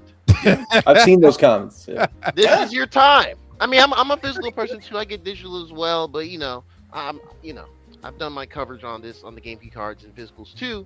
But yeah, now it's the time. Like, time to spend the extra $10 on physical, bro. Now I'm thinking about something else too. Wasn't there also a campaign, maybe about 5 years old now, that people have been screaming for a long time that digital titles should come down in price anyway, because the brick and mortar and all that stuff is not a cost. So what are we really paying for there? Now, I personally know that holding a online store in itself is not a cheap endeavor. So whether it's the same price as shipping a game and doing all that other kind of stuff, probably negligible. But there's been a campaign of people saying, well, since it's just online, you don't have to go and deal with stores and do stuff like that to see if they're going to put them on shelves. It should be cheaper. I'm just saying, that's the thing. So you got two different arguments going this way, pitching for what this result is. So they should be jumping up and down and clapping, I would suppose. Those same people. Yeah, I haven't seen that. A lot of people aren't. I'll give my take in a moment. Vigil, how you feel about it, man? Well, all right. So I don't. Shadow Fox, you said that it does cost money to run an online store. I'll give you the benefit of the doubt. I don't know nothing about running an online store, but we do know for a fact that in Japan and Europe and probably other regions also, not just Nintendo, other companies have also given digital cheaper than the physical, so it makes sense. I absolutely have always thought that digital should be cheaper than physical. So I do think it's a good thing, but at the same time, I find it weird that it's just this one title they're doing it for. And they said, you know, to offset the cost, what it costs for the physical, they're still making other Switch 2 games to push out for physical. I just don't understand why they're not lowering those by $10 also along with it. That's the one thing that I'm just confused about. I think it's a test. Wait, also lowering what else? Like the other Switch 2 games, Mario Kart World, DK Bonanza, Asian. Oh, the one that already came out. Oh, yeah. Well, I know, but they're still making them. They're still producing the physical games for them. So if they really cared about lowering the digital part, I would think they would do it for all the games, not just the one specific game so far. Or maybe they'll just do it for every Nintendo published game going forward. So if they come out with a new, like they're doing all these re-releases, right? They come out with a re-release and it's $80 for the physical. And if you want to buy digital or whatever, the whole thing, it'll be $70 or something. And I could see that maybe, but I can see that one too. Yeah. But it would just make sense to do it for the older ones too, because they're still making the physical ones. I wish they'd have done that, but I mean, what they said, and I mean, maybe it could change in the future, but they said Storm of Yoshi and going forward from there, which would be May. Yeah, that's when this variable digital physical pricing will take into place. So yeah, it would be nice if Mario Kart World on digital could be $70 or even cheaper, but maybe they use that. Vigil, maybe they use that, and I'm not saying it's okay. Hear me out, though. I'm not saying it's okay, but maybe they use that as an excuse for those games to go cheaper when the holiday season comes around.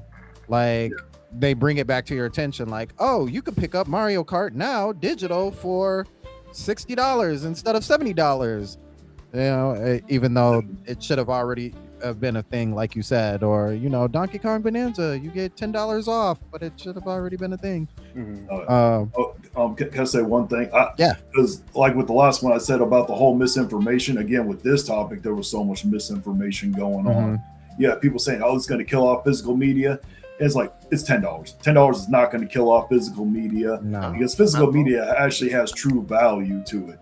Even if you spend an extra $10, you buy the game, then you want to resell it, you can get at least $30-$40 for it. Right. You know, so you're still going to make more than whatever you're going to get for it. So it's not going to kill off. Now, if they dropped it down to like $50 instead of $60, maybe that could happen, but not by $10. You know, I feel like trolling right now because you could resell a key card.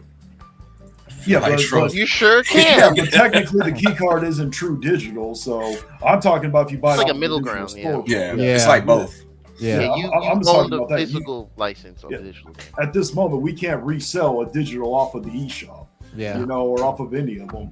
Maybe one day we'll be able to, but not at this moment you can't. And then some people say it again. No, go ahead. Oh, I couldn't hear what they said. And then another thing that was misinformation, people were saying like, oh, they're going to lie and raise the price. And I'm like, even if they do put them at $80 and give it to you for $70, they technically didn't lie because they've already came out with $80 game before anyways. Unless they go above $80, that's the only time you can actually call them a liar. It's interesting because that was like that.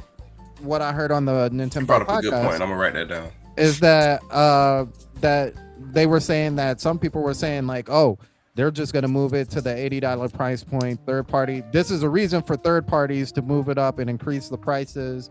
They're going to see this as an opportunity to make physical media even more and charge less on the digital front. And I'm like, and I brought this up. I think this is like right when you dropped in, Shadow. is like there was a time where Nintendo was running the third parties. Like that was theirs. Yeah. You put out a game when I tell you to, how I tell you to, and if you want to put out more than one game, make another studio because you can't put out that many games. They were running the whole game, and the third party did not like that. That's the. But it was a response to what happened to Atari. I mean, there was a reason why. Right, and so like now they're like, well, we can do whatever we run this whole thing. Have you seen Grand Theft Auto? Like we run this thing. We can do whatever we want. We can raise prices if we want to, but that's not how it works these days with gamers anymore. Because if you start pricing a little bit too high, now with sports fanatics, it's different. They'll spend 125. Yeah, Madden, that $100 Madden SKU be like top 3 in the eShop. I'd be like, 2K also. We're not the 2K's FIFA. That Kobe edition sold out.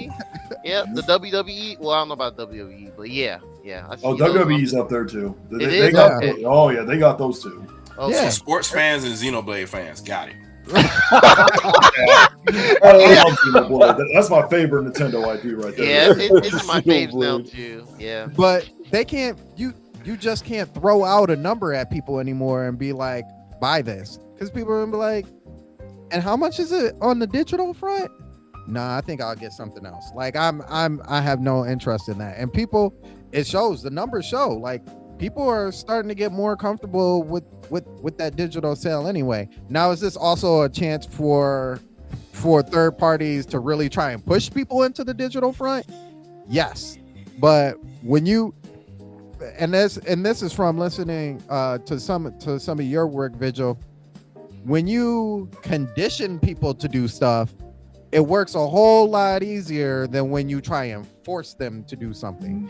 So if you have 2K25 for $80 this year, or 2K26 for $80 this year, but next year it's $90 for the physical media, and all you've done once again is just give a roster update, no graphical update, no frame raise, none of that, just a new roster and a new set of packs to play with.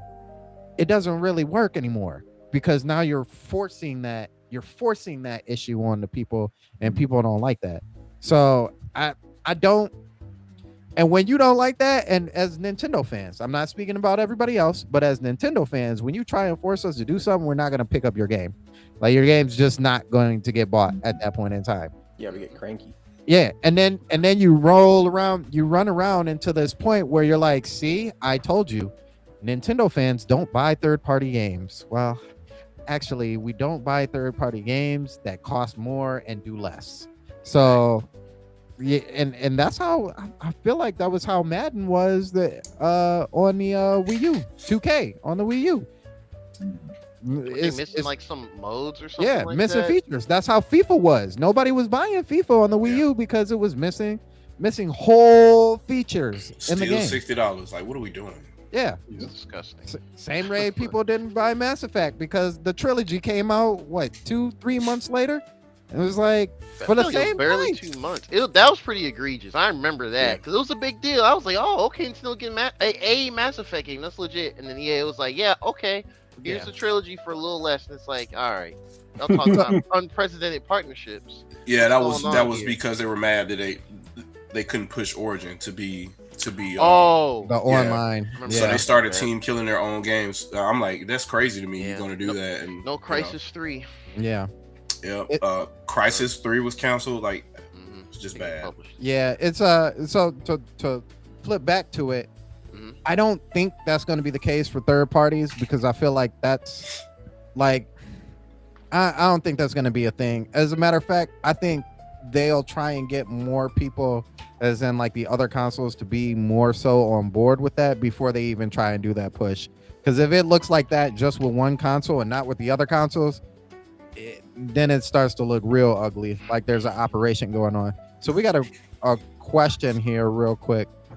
I don't think this is a real question, but we're going to ask it anyway. Hi, why do you Ninty Prince, what's up? Thank you for coming through.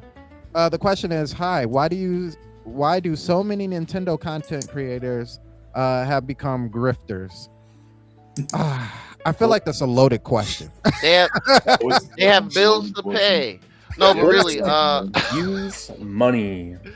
For one, the term grifter, it's been so overused, it's lost all meaning at this point. Yeah, it has for sure. It was a specific term that got broadened so fat. Yeah, definitely. Because they just use it for everything now. Or some people use it for everything now. Oh man, huh? Rogers base being thrown in. I don't know. I never knew about all three beat 'em ups. Yeah, there's a lot. Well, actually, not everyone here. Yeah, I was just about to Rogers say that, base is one of the. Yeah, is that risky? RGT does whatever the algorithm is. That's risky right there.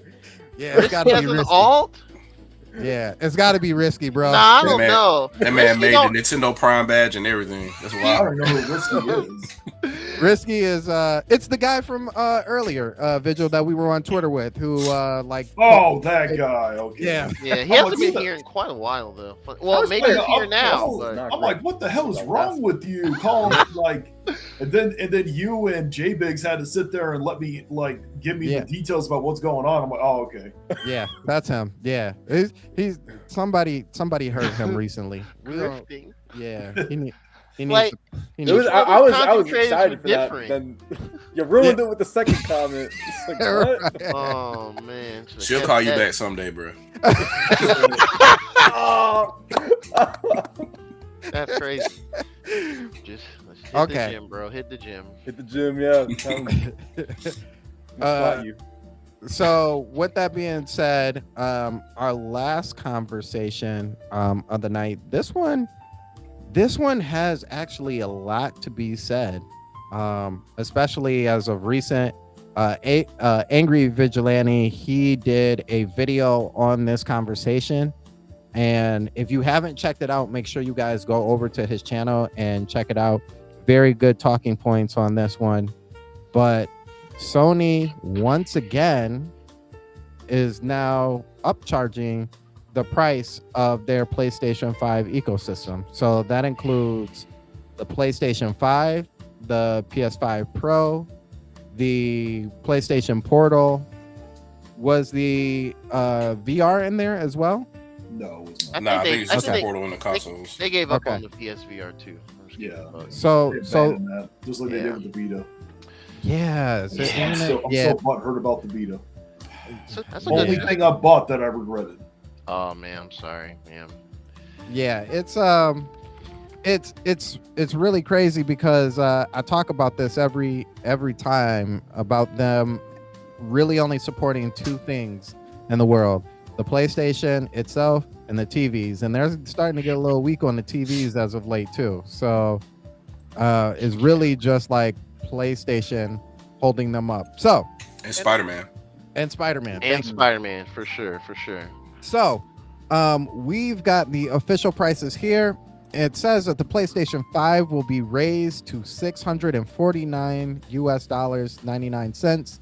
The PlayStation Digital is going to be $599.99, and the PlayStation 5 Pro is going to be $899.99, which is wowzers. That's crazy. And even the PlayStation Portal, which originally was $199.99, is now going to be $249.99. The reason why this is it says the price hikes are a necessary step to ensure the company can continue delivering innovative, high-quality gaming experiences to players worldwide. Whew. That is a mouthful.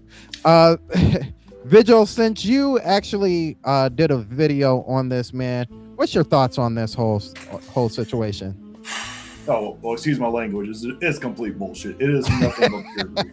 It's just plain and simple. In no way are these worth that damn price. This is ridiculous. And I'm going to be consistent because when the tariffs came, and I knew that they were just using the tariffs as an excuse to raise prices because you noticed when the tariffs went down, they didn't lower the prices. All they're doing, but I'm going to be consistent. I said that they should eat the cost of the tariffs. They should also be eating the cost of whatever RAM situation that they want to include. They will make it back up on the software. And it was just completely ridiculous. And then I thought it was weird how, because there was a Nintendo fan who shitted on this one, made light of it, thought it was funny, just like there was some PC people. and all they were doing was just trying to hype up their plastic at the end of the day. But it's just ridiculous and bullshit. Yeah. I definitely feel those sentiments. I will get my thoughts going last, but Shadow, it looked like you were ready to send out the ninjas. How you feeling about this? So let me get this straight. The PlayStation 5 digital is now $200 more than it used to cost at launch. Right. Am I hearing that right? Yes. The PlayStation 5 base that comes with a disc drive, it costs $150 more than it used to cost at launch, right? Yes. I'm getting that right. So Yeah, I currently have one digital and one base PS5, so that was $900 in. So now that would be well over $1,100. I'm guessing at this point now. So that's an insane markup. And I don't know why. What would possess you to think that the price of the PlayStation Portal should go up? It has none of the things that are being involved in this right now. Exactly. It's just regular Flash in there. There's no NVMe or any other type of RAM in there that would be affected. So I don't know why they even brought the cost up for that. If anything, they should have brought up the price of the PSVR for that reason. If they're just directly targeting the increase of cost of things or whatever, right? Or at least say, hey, we're doing this thing to offset it. Like Nintendo said, we're going to increase the price of accessories, right? To offset some of the costs that we're going to see for the system. This is just, I can't with this. And you're what is it, $900 for the $900 for the $100. I made a video tripping about the PS5 Pro costing $700 when it launched. Yeah. In Europe it's actually more. In Europe, it's 1,000. Yeah. Converted to USD because they did 900 euros for straight. Yeah, how much nobody's going to do Right. this. Oh man. Nobody's going to be down with this. I mean, other than the most rabid of fanboys that broke their PS5, I don't see anybody saying, "Yeah, Sony wins, baby. Let me go." I don't see how this works. And short of them, I don't know. I just think that the PS5 didn't do what they wanted it. The PS5 Pro didn't do what they wanted it to do because the PS5 didn't fulfill the promise that they originally put out there, and the PS5 Pro isn't doing it either. So. How do you? I don't know how you come back from this, to be honest with you, because now you've got a next generation system that you announced exists, right?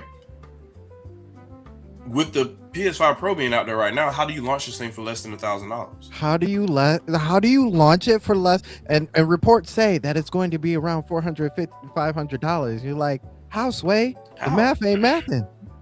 How? Like, you already know that. So GDDR6 price is going up for whatever farms are deciding to be GPU based or whatever. Not too many of those versus CPU based, but it's still significant to the point where people can't make GPUs anymore. And if that's the case, obviously that's going to affect consoles, even though there's a custom part that Sony ordered way ahead of time. That's still going to be a problem. So imagine building a brand new system with the latest version of GDDR or raw DDR6 or whatever, that the data centers have already pre-ordered before you got a chance to design your console. You're going to be waiting to get them, number one, and number two, you're going to be paying premium. So how do you offset that cost? Are you going to eat, anywhere between $500 to $600 per unit that you sell? Or are you going to sell it at over $1,000 to each person and wonder why the sales are low? I don't see this working. I don't see PlayStation 6 showing up until 2030 at this point, the way things are going, because it's not going to be affordable for them to ship anytime soon. And if they're jacking up the price of the base console this way, I don't see it. I don't. Microsoft is doing it because they plan on launching next year. But Sony is, if they're not shipping next year and they're shipping in 2028, they might as well hold. Yeah. I don't see it working. So the Elemental Hero said, well, 900 plus tax and warranties, the extra controller, the stand, the disk drive, add them all together. When you get a chance, you'll be shocked. I forgot it doesn't come with a stand. It is digital only. Yeah. You need to get a disk drive, no stand. Oh boy! I forgot about that. I forgot too. I completely forgot about the external disk drive. It's right if I say one thing. Yeah, go ahead. Yeah, yeah. Even if you have to, let's just say for argument's sake, they have no choice. All the companies have to raise prices. There is a way that they could try to offset that cost. They got a back catalog, whether you're Nintendo, PlayStation, Xbox, you have a back catalog of games that you've already made your profit on. You could easily, like with PlayStation, they could have taken Spider-Man, Spider-Man 2, Miles Morales, both Last of Us. They could have bundled that in and said, here you go. We have no choice, but we're going to give you these games for free. That would actually show some goodwill. Yeah. Yeah. Actually, Yeah. that'd be a sweet deal. I mean, they're already selling them for pennies on PlayStation Network anyway, so they might as well just put them in a box. Why not? Right. Yeah, why not? Yep. Physical could be digital. Yeah. It's something when it comes down to it. So it's funny because my thoughts on here, there's so many thoughts that I have about this. One thing that's always been a thing with Sony and Microsoft since they've been in the game is that their philosophy is to make especially when Microsoft came out for Sony, to make the most powerful system and sell at a loss and allow the recoup to come through the deals and the third-party engagements that they have to make that money back. And over time, they would restructure said system to use less components, less plastic, less material, and eventually that offset would come around somewhere between like early to mid generation for them. And that's when they would really actually start profiting off their systems. Now for Nintendo, it has always been that they would never sell at a loss. And I think the only system to do that was the Wii U at the time. And even when they sold at a loss, it was like, well, we really only need you to buy one to two games. Was it one game? One game to really offset the losses that we're making. And you're gonna buy a game for a system. Like that's just the way it is. And you had an 8-to-1 ratio, by the way, by the end of the generation. So they made more than enough money off of it. So it's like so it seems that the philosophies were entirely different. I know we talked about how Nintendo has yet to raise prices of Switch 2s. For whatever reason, they're slowing down production, I guess, but that's neither here nor there. But the thing is that, and Vigil said this in his video, is that we're used to being years down in a cycle life and a generational life where eventually that price comes down on these systems. And so far we've seen price increase after price increase after price increase. Now I could take it two minds of that. We could say, one, maybe Sony is actually being aggressive against Microsoft and forcing them to push the said $1,000 on their next system because they really want them to not buy systems. I really don't see that because competition, they have competition, yes, but I don't think trying to push somebody else all the way out of the gaming console industry that kind of way doesn't really help. And then we also talked about the PlayStation 6 also coming out next year. And if that system is $400 to $500, then why would you price all this stuff that expensive in the first place? Yeah. The other thing is, and Vigil talked about this as well, is running into the RAM problem, right? Running into the GPU and the RAM problems. These systems have been out for a while now, a very long while. And most systems, I'm not going to say all, most systems, most companies, when they come out with a line of a product, of a console, over that time, even though, yes, they are looking for the future as far as like the PlayStation 6 and R&D for that, they are still actively working on that console. How can we get it smaller? That's why you got the PlayStation Slimline. That's why you got things like the PS5 Pro, is because they continuously work on these things, right? But parts for those pieces don't just surprisingly get expensive out of nowhere. And for Sony to come up with the line, what was it that they said? They want to continue delivering innovative, high quality gaming experiences to players worldwide. This might be a little bit biased, but what innovative, high quality gaming experiences. Because when was the last game that y'all came out with? Ghost of Yote, which is Ghost- an iterative. I gotta go overlook pretty bad, but Yeah, it looks beautiful though. Outside of that, it was God of War. I'm yeah. sorry, that wasn't that to me. I didn't find no innovation in that. That didn't. It was fun, just very long game. And the next game, are you talking about Sons of Sparta? Yeah. Oh, the 2D one. Oh, I can't even wait. I was about to say, I'm like, I don't. Yeah, I actually thought it was a good game. It had a terrible art style. I hated the art style. Yeah. Oh, did you play Vigilante? I did, but I only made it halfway through because I have skill issues with Metroidvanias. That's Well, fair. at least you played That's it, fair. though. Yeah. That's, at least you can say you played. And then I like God of War, so. The next game to come out is Wolverine. So it sounds like you're really only coming out with like 1 to 2 games every year, and that warrants an That's not the next 100? one. Samson, I have to stop you. That is not the next one. Oh, I'm sorry. The next one is Sorrows on April 30th. Yes, you're right. That's pretty much a sequel. Pretty much sequel to Returnal, which I personally think is probably the best PS5 game. Oh yeah, that not game looks among the top amazing. 3. I'm not even gonna hold you. That game looks amazing, but does it still warrant an extra $150?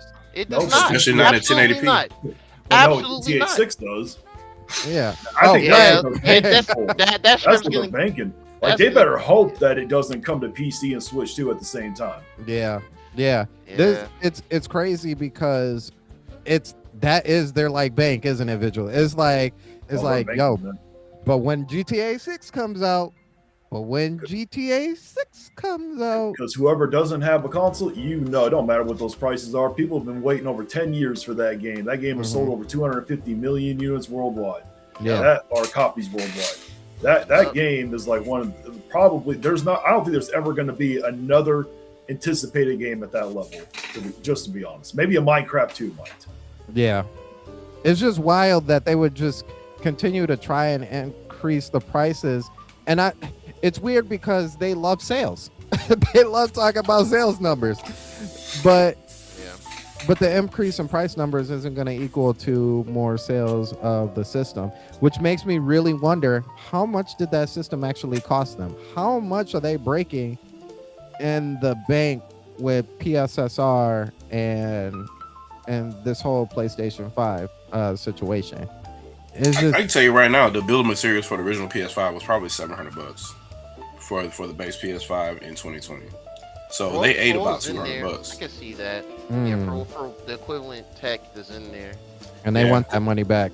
Yep. And GDDR6 was more expensive for the time, but obviously it got cheaper over the next couple of years.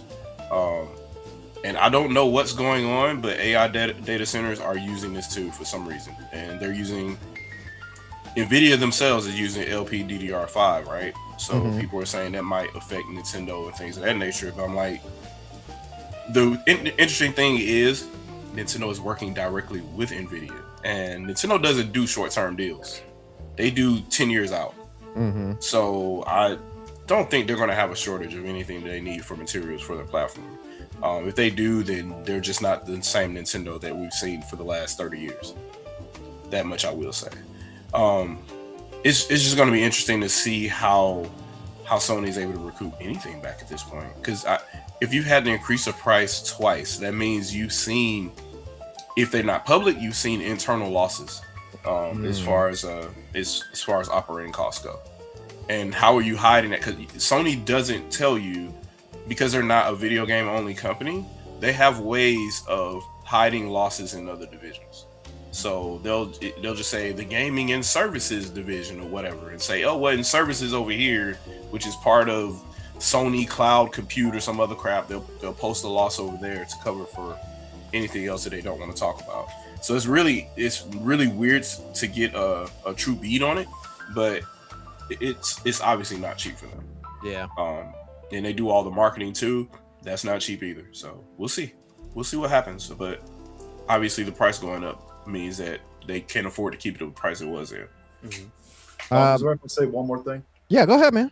Now, I have no proof to back this up. This is my personal opinion. I think how much money they lost on doing the failure of their live service push, I think that has something to do with Oh, yeah, I forgot about Hundreds of that. millions. Yeah. I was waiting for that to be brought up. I think Hundreds of honestly, millions. to add to that Vigilante as well, I believe Concord was what they did for Concord, and I don't know if we all can remember this, but not too long after they shut off, they cut the cord for Concord. 10 days, by the way, just 10 days.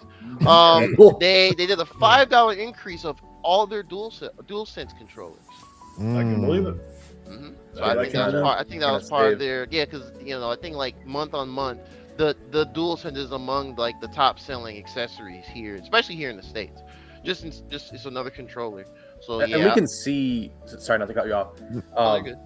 We can see too. Like it seems like Sony's having a hard time finding their footing because we're having this situation where they were trying to put their games on PC, but then now they're like, oh, we're gonna stop that. And it's like, they're having a hard time. I think to me for that as well, Cisco. I think they're kind of just because to me they're kind of in the gaming business. They're pretty reactionary with how they make a lot of decisions. Yeah. Because like especially like, I mean, we saw this way back E3 2013. The whole the infamous Don Matrick Xbox One thing for their showcase. DRM this, you use games that they had. Sony usually had their show, I believe, about 6 p.m. Eastern for their conferences back then. They were like, "Oh yeah, we're not doing any of that," basically. And our our PS4 is $100 less. Boom, that's that. But articles came out saying that they were interested in locking used games for their discs and this and the other.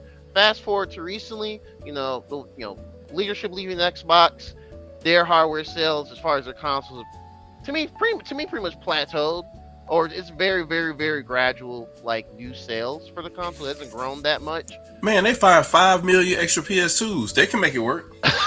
Yeah, you're right. You gotta check. They can hit up Jim Ryan like, hey, after his afternoon tea, just check his closet. You're gonna find a couple million more in there. Said I've been saving these. I've been saving these for a rainy day. Yep, a rainy day. Last thing I'll say, and then we can all move on. Whatever. Just I have a prediction as well for this because it's gonna be a 2-part prediction. One is no surprise. The sales are going to slow down thanks to this increase. It's egregious. Like no matter if you're like a whole family, your financial situation, you're a single person, not too many other bills. That's still a lot to drop on one whole console and then some extra games and then a controller if you like having someone, a significant other, to play 2-player or whatever.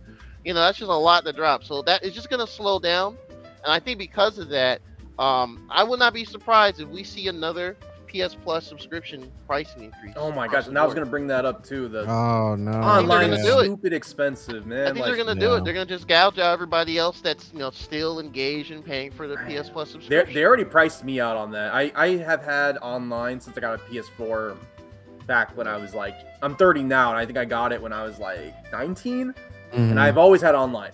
And they when they raised it to 80, and especially because I was only playing like Marvel Rivals, you don't even need online.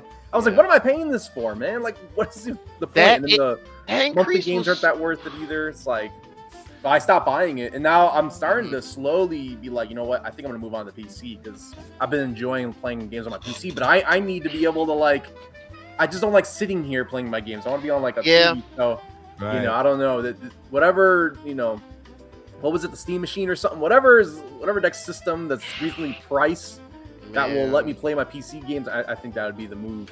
Steam Machine was the chosen one for the PC environment, but even Valve is sweating. They're like, "Oh man, we don't know these RAM prices too." LPDDR5. Yeah. Even though I think they're happy about this price increase. Yeah. Oh yeah, true. Yeah, this in the frame of this now, they're probably looking like, okay, so let's go back and see what we can do, and then we can announce. Now they can announce $800 or $850 or whatever. Yeah, sound okay. Yeah, I'm not a tech enthusiast, but I was many PC people came out and said that to build a comparable PC compared to what the Steam machine is supposed to be, it would cost roughly about $750 to build that. But we all know that's not what's going to cost Steam because they get those parts all in bulk. Yep. Yeah, I'm pretty sure they built the Steam Deck for about $250 back then. The original. I can believe that. Yeah. Yeah, they made it. They probably made a decent killing on those original models. I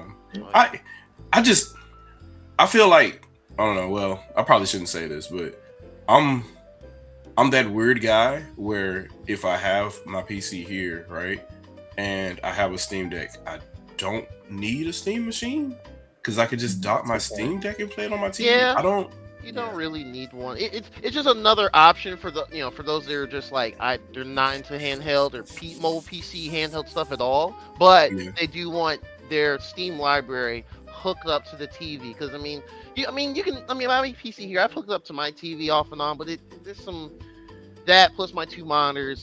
Things don't really work out as how it could, but it's not as straightforward.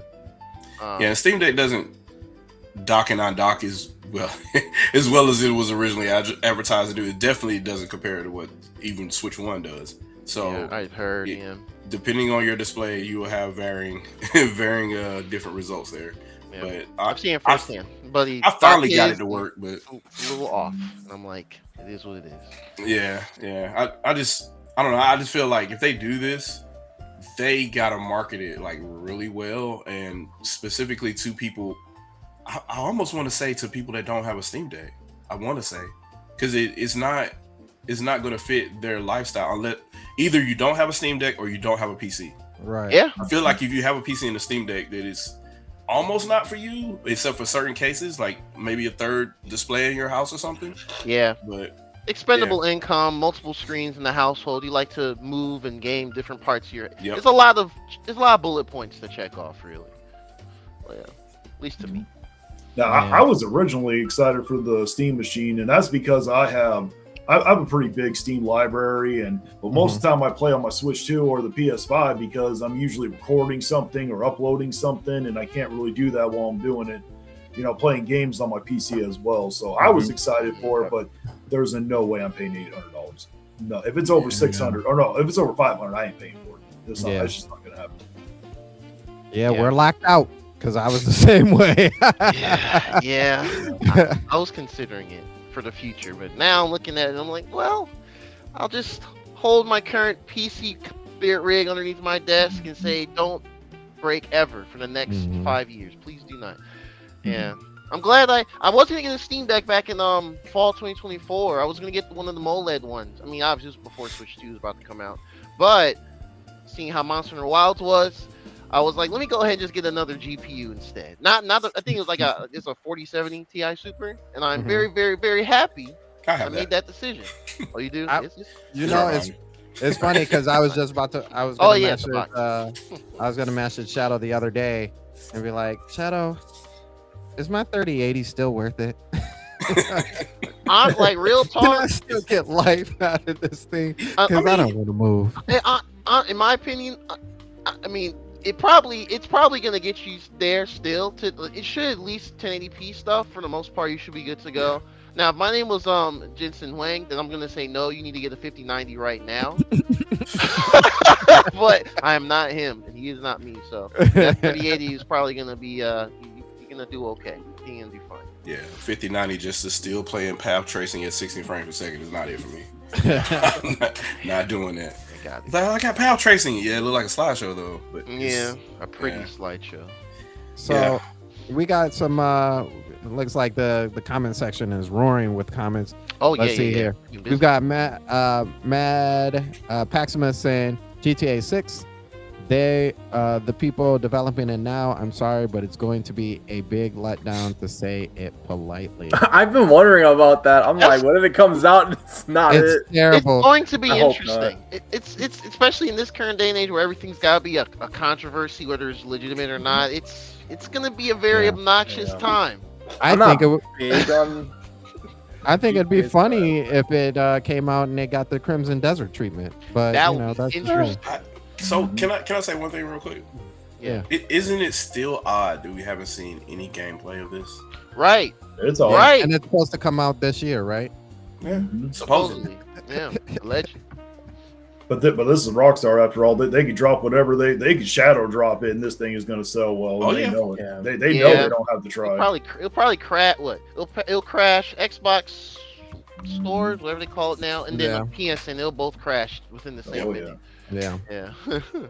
Jazzy says Y'all think they'll go to the Series S and X route for PlayStation 6 just to have a more very cheaper SKU option available? I don't think think that's they'll do that. That's supposed to be the PS6 portable, I think. yeah, that's what I was about gonna say. I think same. that's what the portable was for. That's I what think my they'll do one that's a disc, one that's a disc, or is all digital, and maybe have less storage. That's what they'll probably do. But I don't think they're going to go the S and X route where one has less power than the other. Yeah, because then that kind of pushes too heavy against the PlayStation 5 Pro, if you know what I mean. So, and then you're asking, what are you paying that money for? So, yeah, I kind of agree with that. Plus, they kind of did that already with the PlayStation physical and digital version. So, it's not like too far off from what they're already doing now. J Big said they have about 90 million copies of GTA 6. They could sell with the price increase. I heard Rockstar was working on a Switch 2 version that is going to make up for the people that will not pick it up. I'm telling you, that's going to change right there. They're gonna do it like this. They're gonna do like traditionally. They're gonna release the console versions first this fall, allegedly, supposedly. Then the next wave, I think they're gonna try and have the Switch 2 version with the PC, because they usually do it like a year or so after the home console release. That's honestly what I think they're gonna try and do. That announcement is gonna break the internet. It is, and I can't wait. like it's like, because like I get it. It's, you know, what we've seen in the trailer, you know, the lot of, you know, the footage or whatever, in-engine footage, whatever. We haven't seen real gameplay of it yet. We don't know if it's gonna be, you know, a 30 frame per second focus game, if there's gonna be a 60 frame mode or a 40 frame for, you know, 120 hertz and all that. We haven't seen none of that. We haven't seen anything of real button prompts. So it's like when people say, "Oh, it can't run on Switch 2," it's like, "Well, show your proof. Where's the gameplay? Do we have have we heard them talk technically how this was catered to the power of the SSD or whatever?" There's no proof. There's nothing. So until that can be done, I still firmly think it is going to release on Switch 2 sometime in the future. I think they have no choice at this point in time. They missed out. Well, everybody missed out on the Switch 1 sales, but. Yeah. I feel like they're definitely there. I feel like Rockstar is still in that, but I don't wanna. And Take-Two is like, boy, if you don't get out there and put the game out there, right, we're gonna have some real problems. Tell you I won't. Bet you I will not allow you to make a Red Dead Redemption 3. Bet you I won't. I bet you I give it to somebody else. No. Man. The Drone, what up, Drone? He says, "Where is Call of Duty for Switch 2?" So Jack had this theory. Shout outs to Action Jack, man. He had this theory, and he's not wrong for this. They were in the courtroom, and Microsoft literally said that they were going to be supporting the Switch with Call of Duty for what, 10 years? Was that but they never specified when that time started. So realistically, they could sit on that forever and be like, well, we're still planning on supporting for 10 years, but we never told y'all exactly when that 10 years was going to be the beginning of. So now, are they wrong for it? Yes. Should they put it out for it? Absolutely. I think so. Would I buy it? I don't know, because I really don't like Call of Duty like that anymore. But it's still a popular enough series where I feel like they're missing out on easy money at this point too. I mean, it's crazy that you got a CEO that woefully underestimated the Switch. Like, he just really said, I just didn't think it was any money in it. I'm like, what? Why would you not? You see Fortnite. What are we doing? Like, the most popular games on the most popular platform are doing gangbusters. Why wouldn't they? Mm-hmm. And Fortnite is still the most popular game, live service game on the PlayStation 5 as well. So, like, why wouldn't you, if you see that kind of live service stuff happening and you're turning Call of Duty into a live service game, why wouldn't you go to all the places where that's happening? That's just really odd to me. But I don't know what type of agreement Microsoft had with them before this, but for whatever reason, they were bending over backwards to make sure that they were, you know, like, Xbox wasn't even really selling that well, and Call of Duty's still there every time. But they got every excuse under the sun. If a Nintendo title doesn't do well, or Nintendo version doesn't do well, they're running away. So I don't know. That's just weird to me. Yeah. And they did all this work to port all of Call of Duty 4 to the Wii, and so you can't say it's a technical issue. It's definitely money, and you don't think you're going to get a return on investment, which means that you're not smart. Right. But they should be able to do it now, though, because you're talking about 10 years. They want to do it now because they see what the returns are with games, third-party games doing well on Switch 2 right now. So they definitely want to have something out, if not by this fall, next fall, for sure. Still avoid a military shooter on the Switch 2 as well. So yeah, someone's gonna try and fill it. Somebody got to jump in there. It can't just be Warzone. I mean, it can't just be that. Yeah. So I wasn't going to answer Macaulay, but I do want to address this because I feel like a lot of people hate on Phil Spencer. Phil Spencer is probably one of the most, in my opinion, unfortunate people to ever sit in one of the highest regarded positions ever, because I truly 1,000% believe that this man was a real gamer at the end of the day. Like, I truly wholeheartedly believe that he was a real gamer. The problem is I think he was also one of the, and I don't know the man, like, so he could have probably walked in the office cussing everybody out before he got to his room. But I do think like he was an actual nice person, and I think that's the reason why Xbox is in the situation that they're in. Is like he heard a lot of chatter from here, from there, and even with developers. I'm even talking about studios, and he walks in, he's like, "So, what you got?" And they're like, "Well, we got this, and we're still kind of working on it, boss, but we got it. Like, check where we're at so far." And he's like, "You know what? I kind of like this idea. That's really good. I'm going to come back in about a month or so to see where you guys are. All right? Okay, cool. Keep working. Keep doing a great job." And then a month or so later, he comes in. He's like, "All right, show me what you got. Where we at with this one?" And they're like, "Well, here, let's go ahead and let's show him what new we did." And it's like minuscule. And he's like, Okay, I see it. You guys are on the right track of where you're going. And I think overall it's just like, and Shadow, yeah, you're right. He definitely paid for his mistakes heavily. I think at the end of the day, I think he was more so in trying to be the everybody's man and not really crack down and be like, yo, these are the things that we really need to do.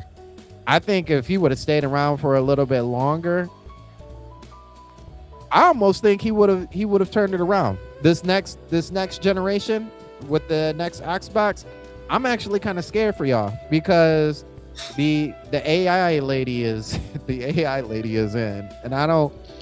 And as fast as they changed the Xbox can be your TV, your television, and that went away within the first few months. They will do it that fast with Xbox. We ain't doing nothing with oh, wait a minute, we're doing everything with AI. Everything's AI now. So yeah, it's at least you had a path that you could see. With this one, it's really not as clear. But Snapchat filters for every game. Let's 5 across the board. I'm scared, man. But I think Phil Spencer was a great guy, great gamer. He seemed genuine in our eyes. I never really heard anything about him being a mean or a bad boss behind the scenes. Nobody has come out and said that, even after his retirement. So yeah, that's my thoughts specifically on him.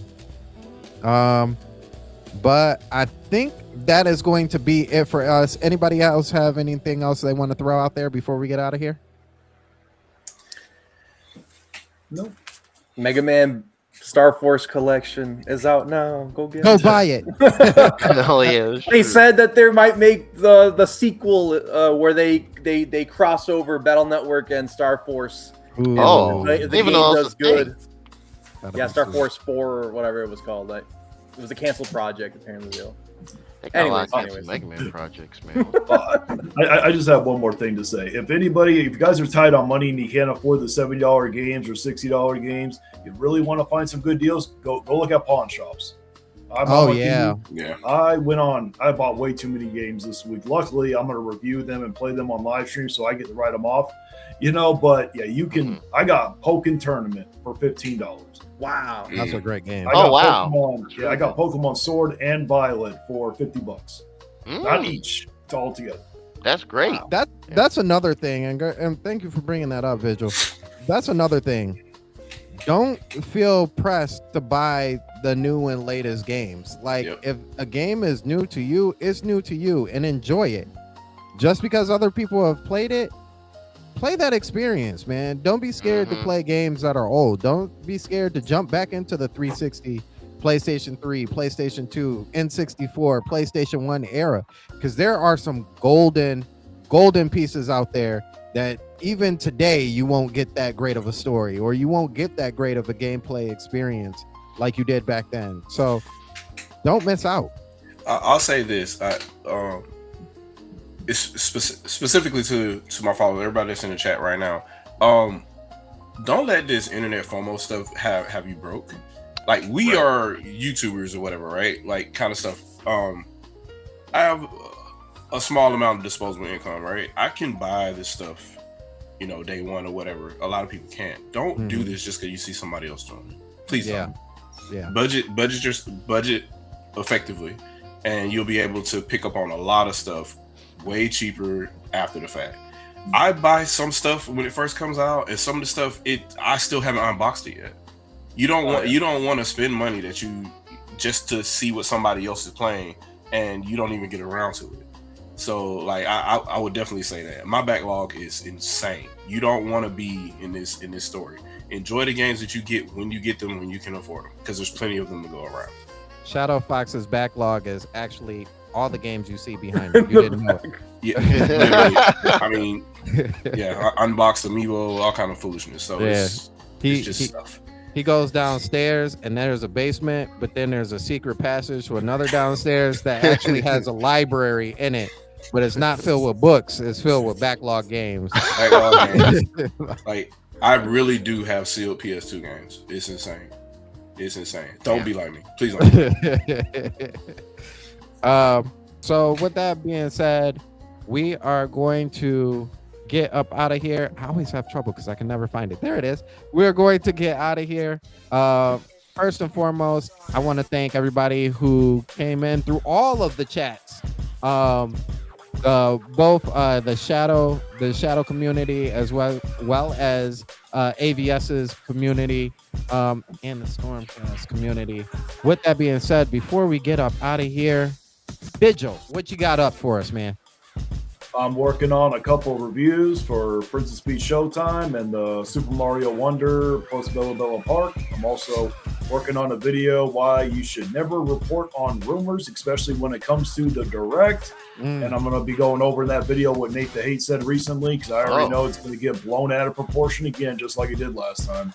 And I don't want to deal with the misinformation. Okay. You guys can find Angry Vigilante. Definitely go support him if you're on any of the other channels. On his channel, the Angry Vigilante Show, as well as on Twitter. Yes, he will talk back to you. He is that kind of person, real person out here. He will have conversations with you. With that being said, Shadow, what you got up for us? Man, channel Dead Not Dead stuff will be up soon. Couple of reviews. Obviously, I still have a debate review to do with Angry Vigilante. I have to do. There's some other content that I'm bringing up and a channel update as well. So look out for that kind of stuff. And podcasts will be coming soon. I'll give more updates on that pretty soon. I'll try to get, co-hosts together and figure out how we're going to do that regularly. So just relaunching the channel softly, and that's it. Do you play games, have fun to impress other people? For sure. All right. Cisco, what you got up for us, man? I got some videos in the works. I've been working a lot on these where I talk about my journey with the Pokemon games I'm playing. I 3D print my team, and then I talk about the significance of it. That's kind of what's been cooking up in the lab, and it's taken a while. But Yeah, I mean, I'm still trying to get through Gale of Darkness and doing all that. I'm trying to think. I gotta do my. This is like my third week in a row. I really gotta get it done. But my review and shout out of like Paranormal Site, The Mermaid's Curse, because they did sponsor me for that one. So I need to make that video. I was sick, but I'm good now. I need to get on that stuff. That's what I got. Okay. I didn't say this before, so my apologies, Shadow. You can also find Shadow Fox on the Shadow Fox Infinite channel as well. He's also on Twitter too. And just like Angry Vigil, if you message him, he'll definitely message you back. If you tag him, he'll probably tag you back. Good and luck. Talk to you. Just the man is masterful at handling trollers. That's all I can say. With that being said, the co-host in the building, Geronimo, what you got up for us? All right. Yeah. So, I'm back making videos again. Yeah, my little mental block is done finally. So this week I did my video. We touched on it really briefly. Marvel Rivals is confirmed coming to Nintendo Switch 2 in the future. We don't have a full time yet, but I will talk about that more in that video. And I also gave my thoughts on the Nintendo Switch 2 pricing, digital and physical being different, and my takes on why I think that is occurring. So yeah, and then next videos, I'm gonna be working on a gameplay, another mouse control showcase for Warframe for Nintendo Switch 2 version. So that'll be going up the next couple of days or so. I'm gonna get back to getting back into some controller reviews as well. Some of the 8-bit dough, some of the Gully Kit stuff. Yeah, kind of get that back in the mix. But yeah, that's pretty much it. So. Okay. All right. And you guys know how we do it here on the Stormcast show every Saturday at 7 o'clock. Okay. And tomorrow on Sunday is the Winging It podcast, also at 7 o'clock, where you can find usually Sandstorm, Shadow Fox, him, Jack, Action Jack as well, Jay, and Andre, the game idea guy, and sometimes you can find our neighborhood troll, the topmost troll. And I'm from Michigan, and she's the topmost troll out of all of us. Get you, man. Vicky, which I'm surprised, she kind of shows up like how Shadow does. If you call her name, she'll just appear out of nowhere. But shout outs to Vicky. And then Monday is the Juices Loose podcast, where you can also find me on Terminator Juice's channel with the rest of the crew. I won't shout out everybody on there, but thank you guys so much for coming through. We really appreciate it. We really appreciate our guests coming through as well. Before we get out, you know how we have to do. We got to pray out. We prayed in, we got to pray out. So thank you, Father, for allowing us to have this time. Thank you for this great conversation that we've had today, and thank you for the openness that we had with both the podcast crew as well as everybody watching. We ask that you continue to keep everybody safe, everybody in good mental state, and everybody just overall healthy. In Jesus' name we pray. Amen. All right. And that's going to do it for us, guys. Thank you.